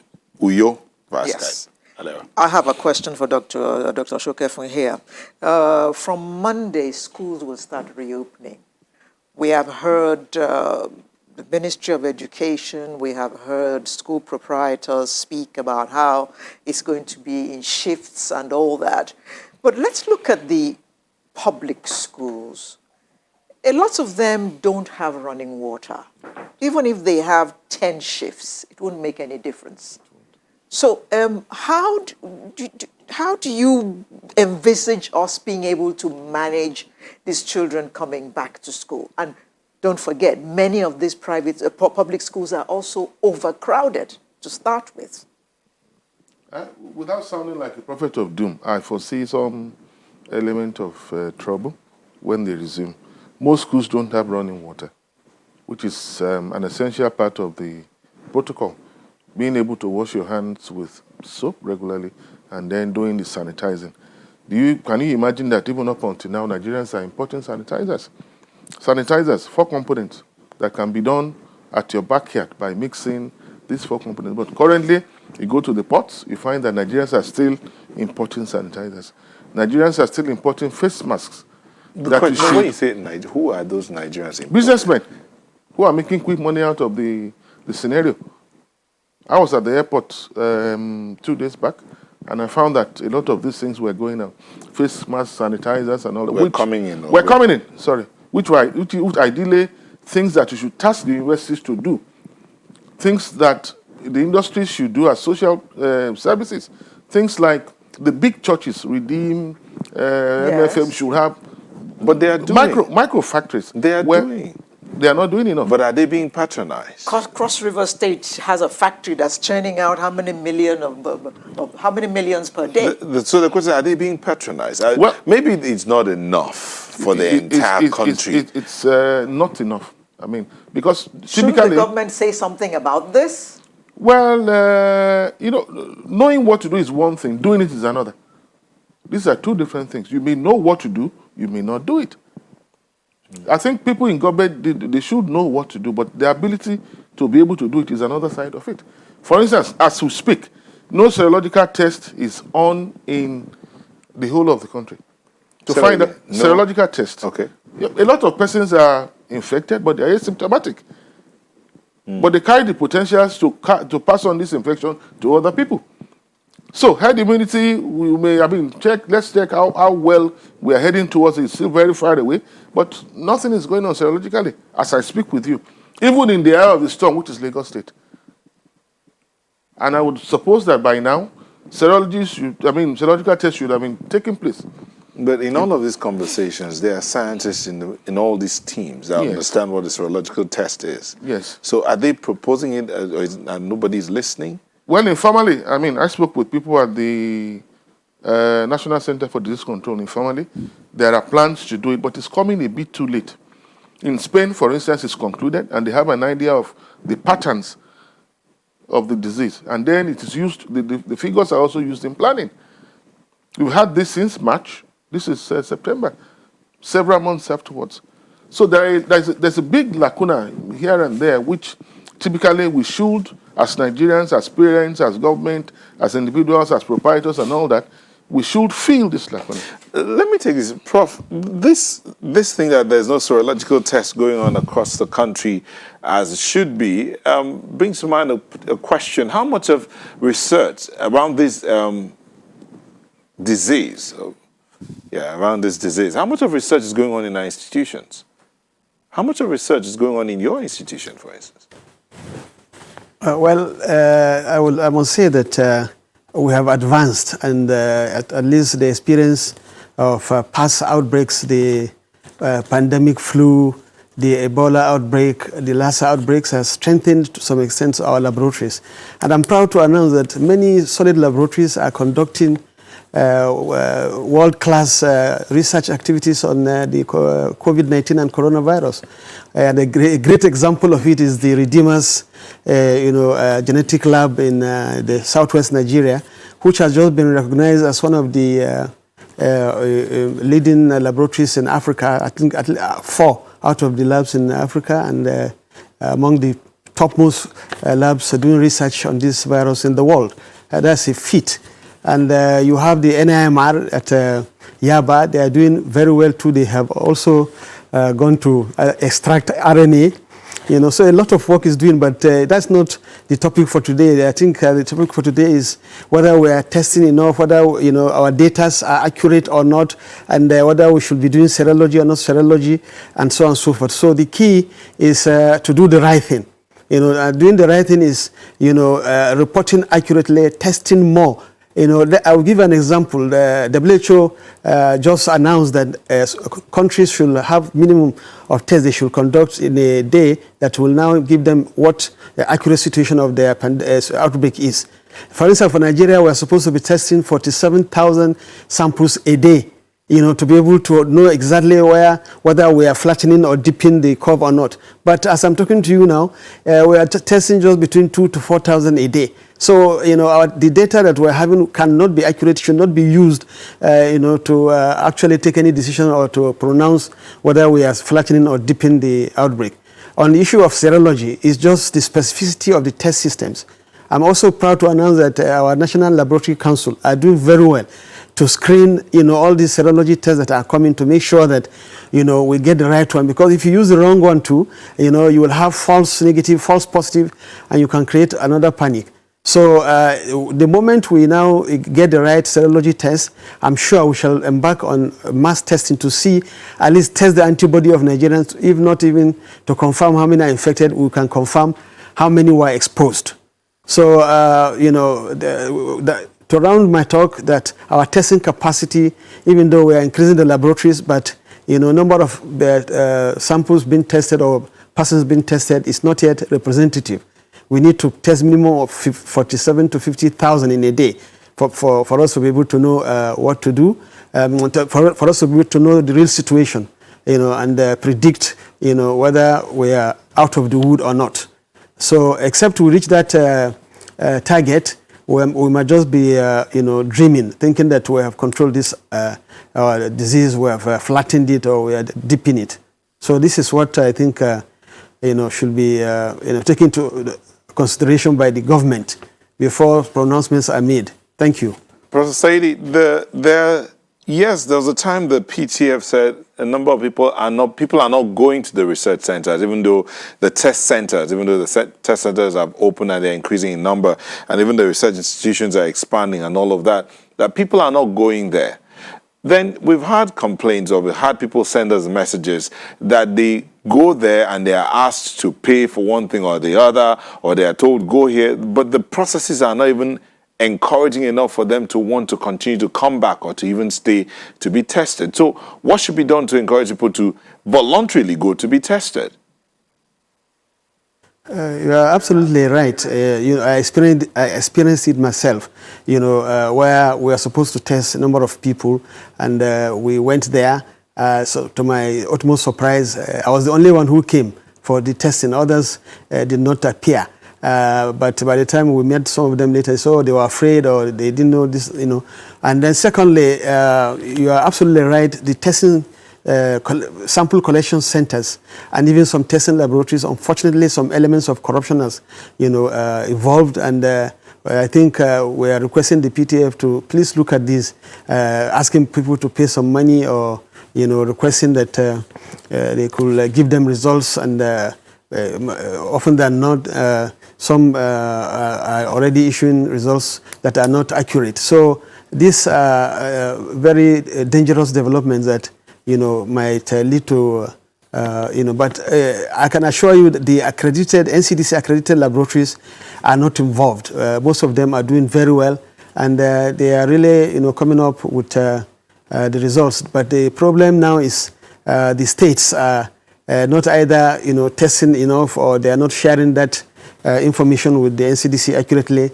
So the data that will come as a national data will be dependent on that type of situation, whereby you have testing outlets, and they don't have enough people to test, or and if they are not testing, they are not reporting. But in a pandemic situation, as I said, even zero is something that is very important. It's a figure. So every state must report. Every testing center must be reporting through their states and to the NCDC. If not, we shall be swimming in a deadly sea, thinking that the problem is over, and then before you know where you are, So many countries are now already experiencing a second wave. In fact, I was shocked to hear yesterday that some countries are even experiencing third wave already, countries like Iran. So I pray that we don't get to that stage where the second wave will hit us, and take us by surprise, and the outcome will be very devastating. So, it is very important. For instance, when we are saying we are flattening the curve, the two examples I gave, 79 cases per day, 90 cases per day. And today, we have 221 cases per day. So it's not really, it's a dipping and rising, how will I say, flaring up, dipping and flaring up, dipping and flaring up. The data is not stable. The testing centers are not fully occupied.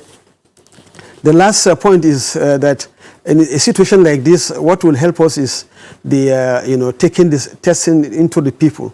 We go right into the community and start, taking samples, expand our sample collection sites, and start testing. With that type of activity in India, they moved from 1 million cases, in the last maybe 6 months to almost 5 million within another 2-3 weeks. So the more you expand your ability to test, especially test in the community, the more you'll be seeing the cases. So we don't know yet what is happening in Nigeria. The cases are not accurate. We should be very, very careful.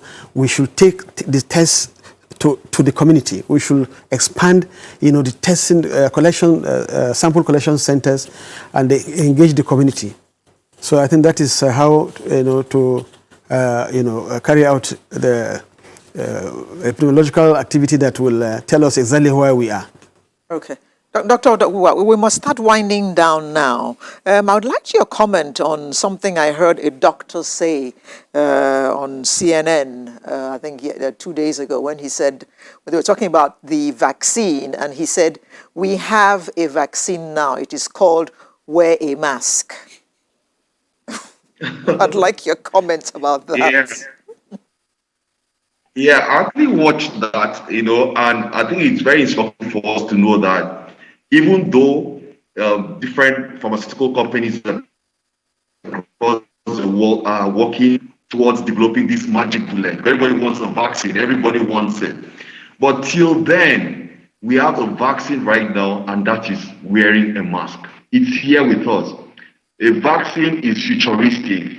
It could take up to a year before it gets to even this part of the world. So for now, the best way we can protect ourselves is to continue the risk communication, the community engagement and social mobilization. So I appreciate why they need to wear a mask. When the outbreak started, many people could not afford the medical face mask. We got to the point that people were encouraged to use clothing materials and all that. All these were meant to provide a barrier so you don't just inhale these droplets and come down with, the virus.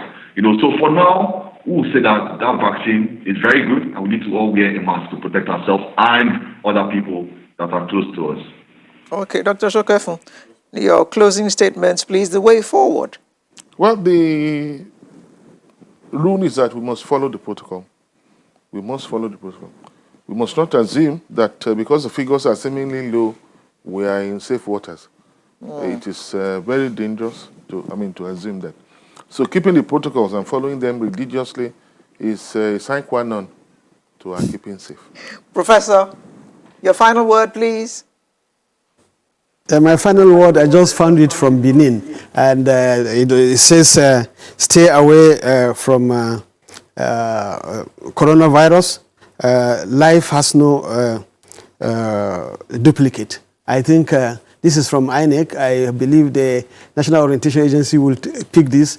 INEC was saying stay away from violence. Life has no duplicate. And we want to tell Nigeria that please don't take these things for granted. Stay away from coronavirus. Life has no duplicate. Thank you.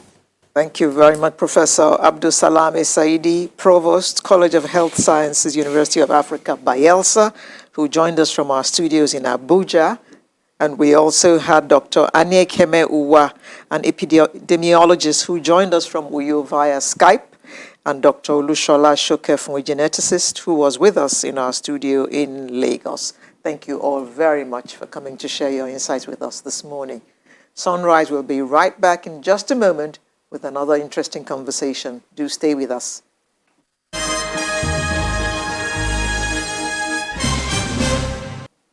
Thank you for staying with us. Plenty of comments coming in here.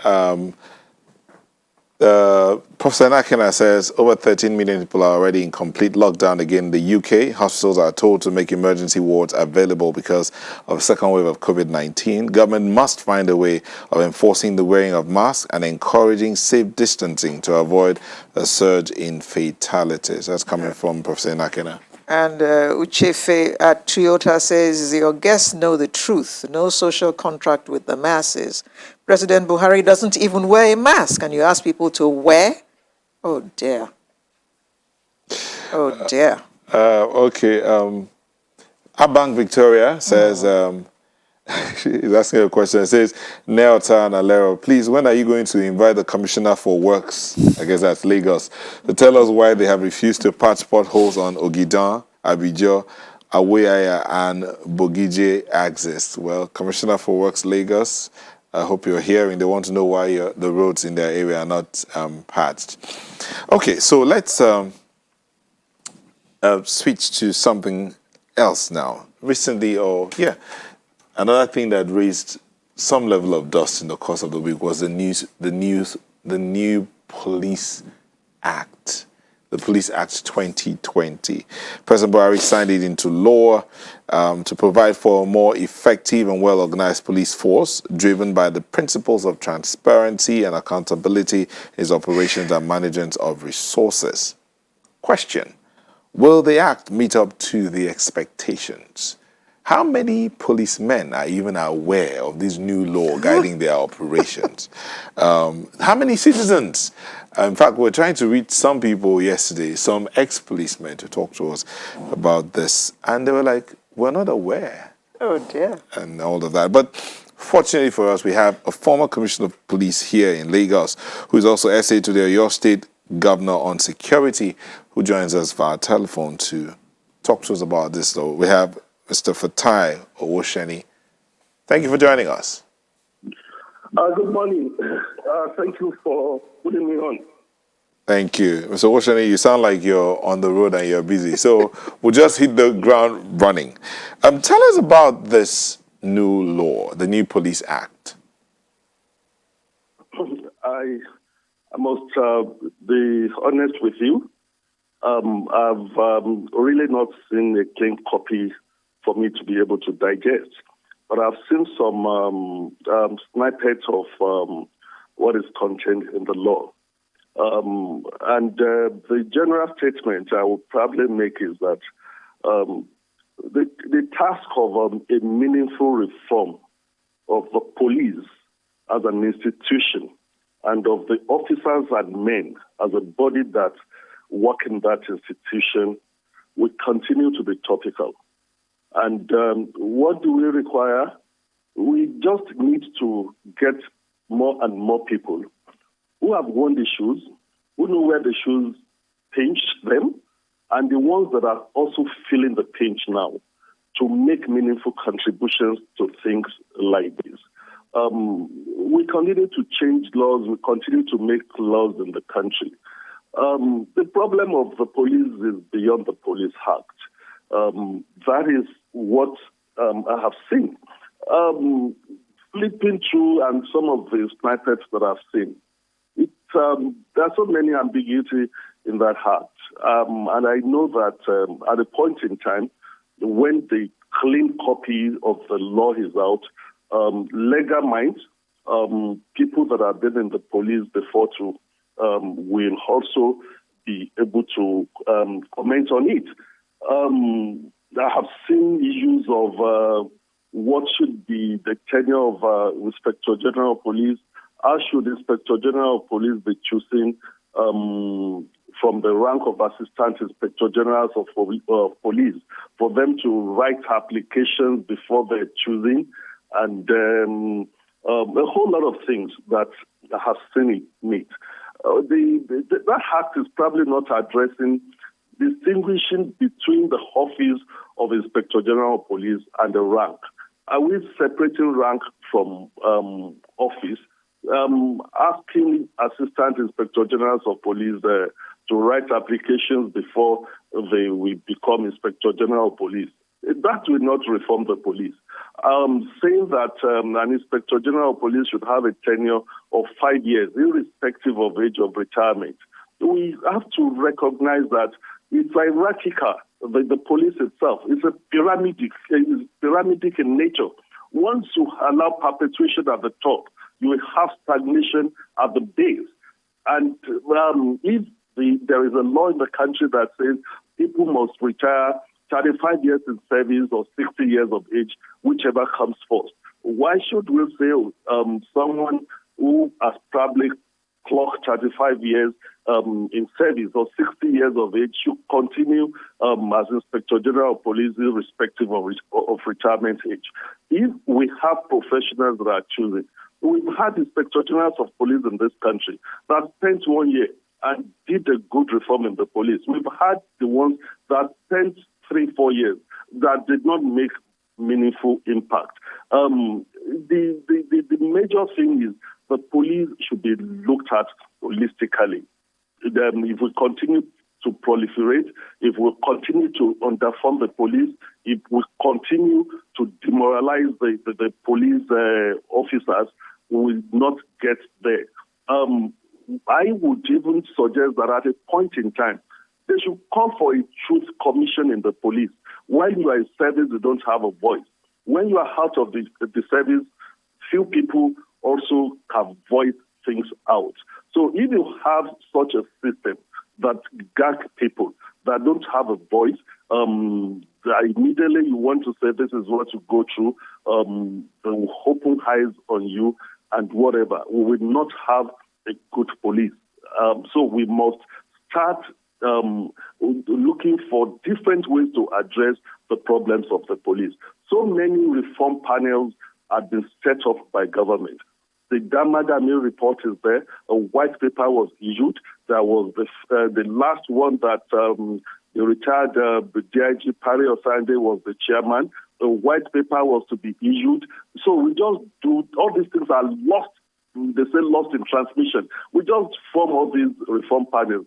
There are critical issues that have been addressed in some of the recommendations of this panel that are just thrown away. In some cases, we start,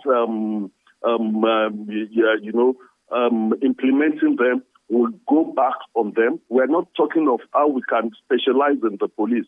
So the act is just maybe a thing that needs to be subjected. Yes, it has been signed. The president, in his wisdom, has signed it.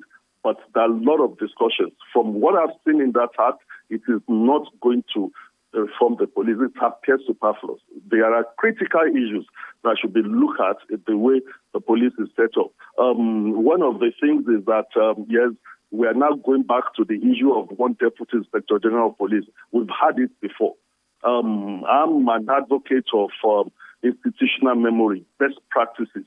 When we had one deputy inspector general of police, what happens that we now had more deputy inspector generals of police? And once you don't expand things at the top, you have people stagnating and they will be demoralized. It's a step they've given Nigerians and practitioners, police officers, retired officers, things to look at, to discuss, probably go back to the National Assembly. Yes, there are public hearings when they are doing these things. How much of the opinions that are canvassed in public hearings that are covered in that act? To me, it's not yet Uhuru. The act may even probably complicate the issue of reforming the police the more. Okay, Mr. Washani, you've basically focused on the issue of clarity in terms of the things that are required to get the police force to where it ought to be, and that matter of appointment of the head as the Inspector General of Police. But I want to believe that people enter the force in groups, in classes, and you have that this person or this group of people came in at the same time.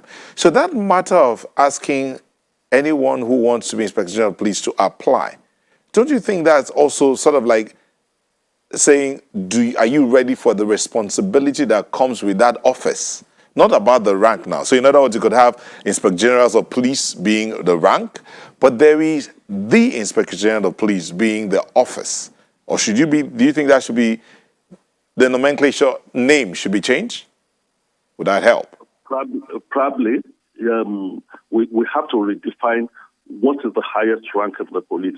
If Assistant Inspector Generals, if you have 25 Assistant Inspector Generals of Police and all of them have applied, put all sort of post and narrative in their applications. If you have the most junior Assistant Inspector General of Police that is the one that is selected, what do you do with the other Assistant Inspector Generals of Police? It's not necessarily the person that writes the best application that is fitted for the job. A whole lot of things come into play to be an Inspector General of Police, and we have to recognize the hierarchy thing there. So that is a kind of a problem. That's the way I'm looking at it. What change will it bring? What people have been, one of the very few things that the Act has brought out is the issue of the police council, where it has been stated that the police council should meet at least once in 3 months. Once we are able to get the police council to work, I've referred to the 1957 Minority Commission before, the Willing Commission. Police issue is not to be subjected to anything politics, anything religious, anything tribal. That is why the Minority Commission was set up. We should go back and look at the findings and the recommendations of that 1957 Willing Commission. There are a lot of salient issues were mentioned there, why the police should be insulated. So if the police council is functioning, whoever that you appoint as Inspector General of Police should have his policing plan set up properly, which he will defend with the council. You have to talk about the funding. Why should we have a jacketed envelope to fund the police? The challenges the police face in Lagos is not the same challenges the police face in Delta or in Edo State. So those are the issues. Changing the Act, there are issues that should have even been addressed, like where you have 20 pounds or whatever, change them to equivalent things in Naira. As I said, one needs to study it deeply, but few pages of it that I've seen may even complicate the institution, would bring out a whole lot of complications. What have we done with all the recommendations of the different reform panel? The ones that the white paper had been written, the ones that the white paper has not been written. Mr. Woshani, of course, this conversation will continue. We will have this conversation. But this one here, a lot of people were hoping that the new police act would address this matter of state police, as in decentralizing the policing system, seeing that the population is increasing, and even talking about increasing the number of the policemen in the country. But that appeared to have been missing from the conversation. That is what I'm saying. I have flipped through the pages of the Act. Things that are not even necessary are put there. The law does not cover all the things. It's only in this country we have all sorts of laws. The laws are not made to be redundant. Some of the provisions of the Act that we are throwing away, we don't even enforce them. We don't implement them before we are going to renew Act. There are so many superfluous things that are put in that Act, and that is why people that really know, the police should be given a voice. When you are there, you cannot say the way the institution is being run is bad. It's like you are gagged. So if you don't have a voice, they'll be dying in silence. And people that are retired to, only few can speak out. The people that are retired are also dying in silence. So we must, dedicate a period where we would say, oh, this is a truth commission. If a constable has come out to say, look, in this act, this is what I've seen. Let us do something about it. Don't punish him thereafter. If a constable wants to talk, let him talk. Thank you, Mr. Osheni. We would definitely have to bring you into the studio because this conversation will be sweeter if Alero can see you and actually feel your presence. But the conversation will definitely continue in the course of going forward. Alero is laughing. But we'll take a moment. We'll be back for our home stretch. Don't go away.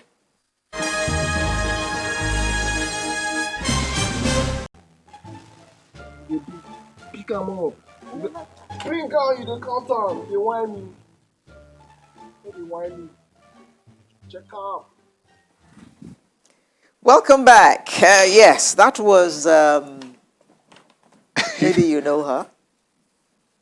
Did you see her doing that leapfrog? She must be very, very fit. Her name is actually Wofai Fada.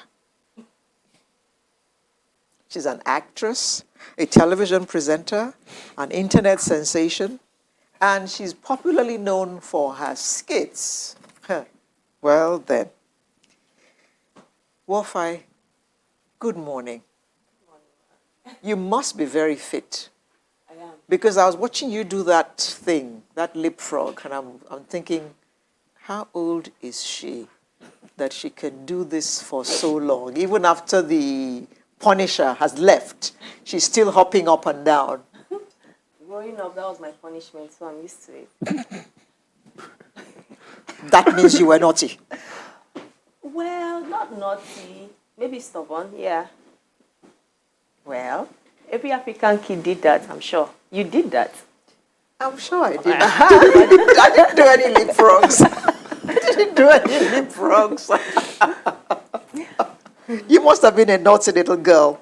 Well. And now, how do you juggle all these things that you do? Being a comedian, being a presenter, and I understand you also own a restaurant.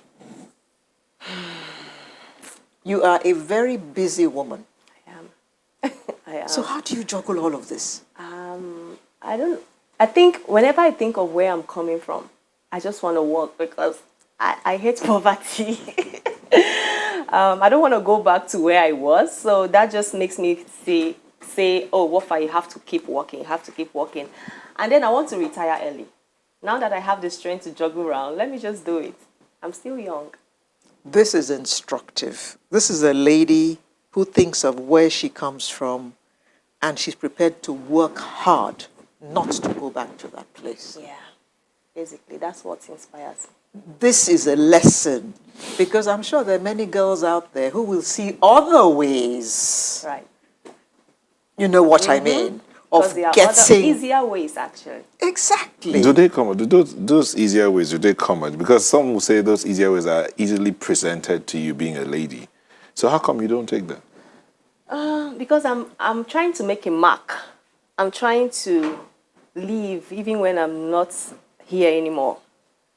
I'm trying to create something for my generation, and the easy way does not give you that asset. So I want to pass through the hard way. An asset. It doesn't give you the peace of mind as well. Okay, so okay. So seeing that, first of all, did you ever, growing up, did you ever think that you would be considered a comedian or even an actor? No, but my parents used to say I was really funny growing up, that I was a clown. So growing up, I watched myself, especially when I was in school. People tend to laugh a lot. If I'm not in class, the whole place is dull. And when I come, start cracking jokes, people start laughing. I'm like, okay, maybe I'm actually funny. Maybe I'm actually a comedian. And then I started doing this Instagram skit. Then Instagram was like 15 seconds. So I started putting some things online. And people loved it. I said, okay, let's see how it goes. And that's how I started. So you started doing 15-second skits, and now you have like 2-3 minutes with Instagram TV. Did it change how much input you... Did it change the perception of people of you, or did it change your thinking about it? I think the two minutes made us relax, because you have to edit, you have to put in everything. You know, when you edit a 15 seconds video and it has to be funny and it has to be on time, it makes you more creative, it makes you accurate. But now you're just relaxed because you know you can just pack all the junks and put it in 2 minutes. So we started the whole Instagram thing. And it wasn't easy then. So you're missing the 15 seconds, or you're... No, I'm not missing it. Because it meant more work. Yes, I'm not missing it. You know how you just shoot like full-length video and you just take out 15 seconds? It's so annoying. That's why I had to open a YouTube page where you just go and watch the longer version. And people enjoyed it because in 15 seconds you've laughed and your data is less. Now things are boring actually. You watch and if it's not funny, you just skip. But then everything was just accurate. Okay, so this like the skit we saw earlier, the Okada, what do you call it?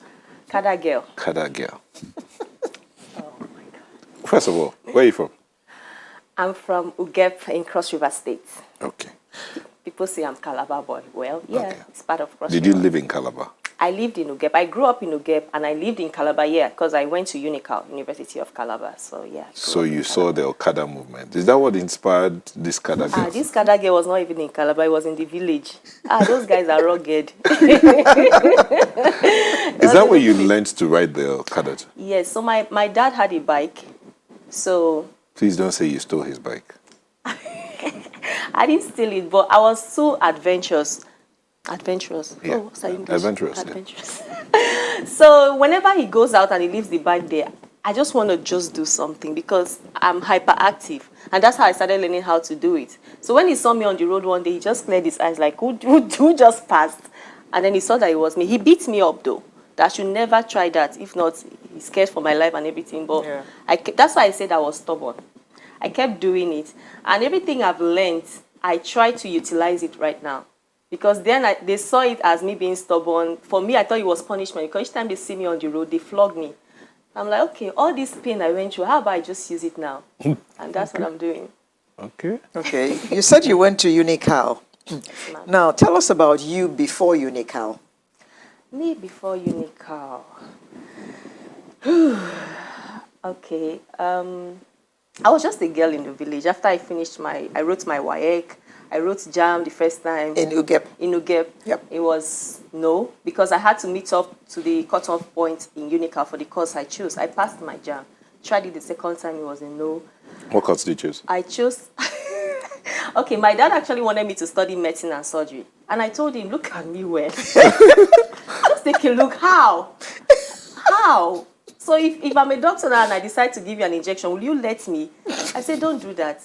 We tried the JAM. It didn't work. So I tried theater arts, and it worked. And then I went to school. I went to Unical. Went to Calabar to study.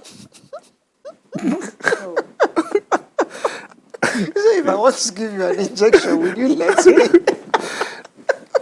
Okay, so you did theater arts, and since then, but all that you were doing, was it before theater arts, or theater arts helped you to? Yeah, theater arts actually did, but it did because it just made me know that I was in the right path. It helped me. I'm already funny, and then being in a place where you're free to do anything you want, it just helped my creativity. Was that when you started the skit? I started the skit before I went into school, but just sparingly, because I didn't see it as something that would blow up at some point. It was just me playing around. And then when I saw the interaction online, I'm like, okay, and I was still in school. So whenever I have time, I just do one or two things and post. I did skits a lot in school, then I was posting them. And then when I post these things, people reach out to me while I was still in school. People from Lagos, oh, you're funny, we want to cast you for a role. Are you in Lagos? I'm like, no, I'm still in school. They're like, whenever you come, let us know. Those calls kept coming in. So now when they call, I'm like, are you in Lagos? I'm like, yes. When do you need me? Tomorrow. I'll enter the bus and move. So I try to make myself available because I knew at the end of the day, what I'm studying is still part of what they are calling me for. So I was always coming off and on. So that made me know that immediately I graduate, I have to leave. But did you graduate? How about now? It's just a question. I did, of course I did. You started tasting money while you're in school. So let's know. I wasn't making money then, no. I wasn't making money. Fame, but you were tasting fame, sort of. Yeah. And when my parents came for my graduation, they just went to the book, serial number, Ewa. They checked, said, okay, congratulations. She passed. She passed. God. But yes, I graduated. I was good though. I was very good in school. Go and ask my VC now. You're looking at me like that. VC? Yes, he knows me. The VC knows you. Yes, when surveillance gets me by the gate. When I don't the think the security VC knew me when I was at the University of Ibadan. I was one of a sea of faces, you know. So you mean you were reported to the VC several times, or is it that he met you several times? Please, let's skip to the breaking the law. I didn't break any law. I was just kidding. Okay. Tell us about it. Okay. There was one time. So in my school, you're supposed to dress in a particular way, and me then I thought I was rugged. So I wore a jean, Timberland, baggy. So they just held me from the gates. They just carried me, put into the truck, and took me to the VC's office. And that's when I met. So what was the conversation like with the VC? He was like, "Who are you?" I said, "I'm a student. Which department?" I said, "I'm in theater." I said, "Oh, I see. Just take her back." Because my department is just fun. We dance, we play, we act. So it was just part of me. So immediately he saw that I'm from there, he just told them to take me back. And that was when I met him. Those mad people. Exactly. Okay, but Wofai, you've graduated, you've made something of yourself, and you said you want to leave a mark, even beyond here. Yeah. Is it that easy? But don't bother answering. We'll go on a quick break to give you time to think about it. And we'll come back in a moment. Just stay with us. Thank you. We still have Wofai Ewa or Wofai Fada in the house. That's what a lot of people call it. Okay, Wofai, I asked a question. You pronounce my name so well. He has I'm from there now. What's a warrior? You want me to say I'm a village boy? You're a village boy in the big city. In the big city. Okay, I asked a question about how easy it's been for you.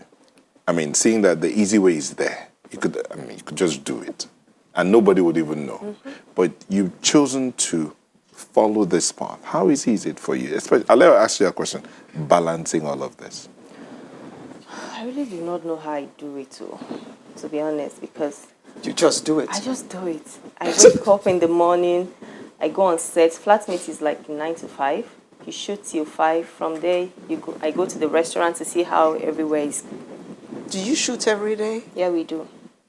But there are some days I'm not on set though, but some days, 1 week straight, Monday to Friday. Wow. And it can drive you insane. So from there, you have to go to the restaurants to see clients that are complaining. It's just a lot, so I don't know how I do it. And I still have to keep up with the online presence, do the skits, because that's what really brought me out, and I don't want to forget that part. Yeah. So... Do you do any cooking in the restaurant? Yes, yourself? I cook, yeah. As long as I'm there, I do all the... I actually give them all the recipes, because where I'm from, people here don't know that... don't know my recipes. I learned all of them from my grandma. My grandma used to have a canteen, so I watched her.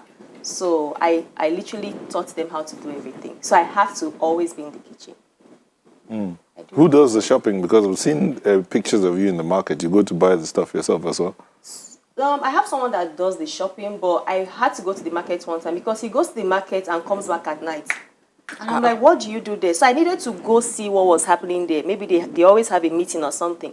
So when I got there and I came back like 2 hours after, that was I'm like, what do you go to the market to do? And what did he say? Would they ever say anything reasonable? So once in a while I go to the market to do the groceries. So it's a lot of... I don't even know how to sit down in one place. I swear. If you had a choice, what would it be? If I had a choice, I'll be a footballer. Probably be playing.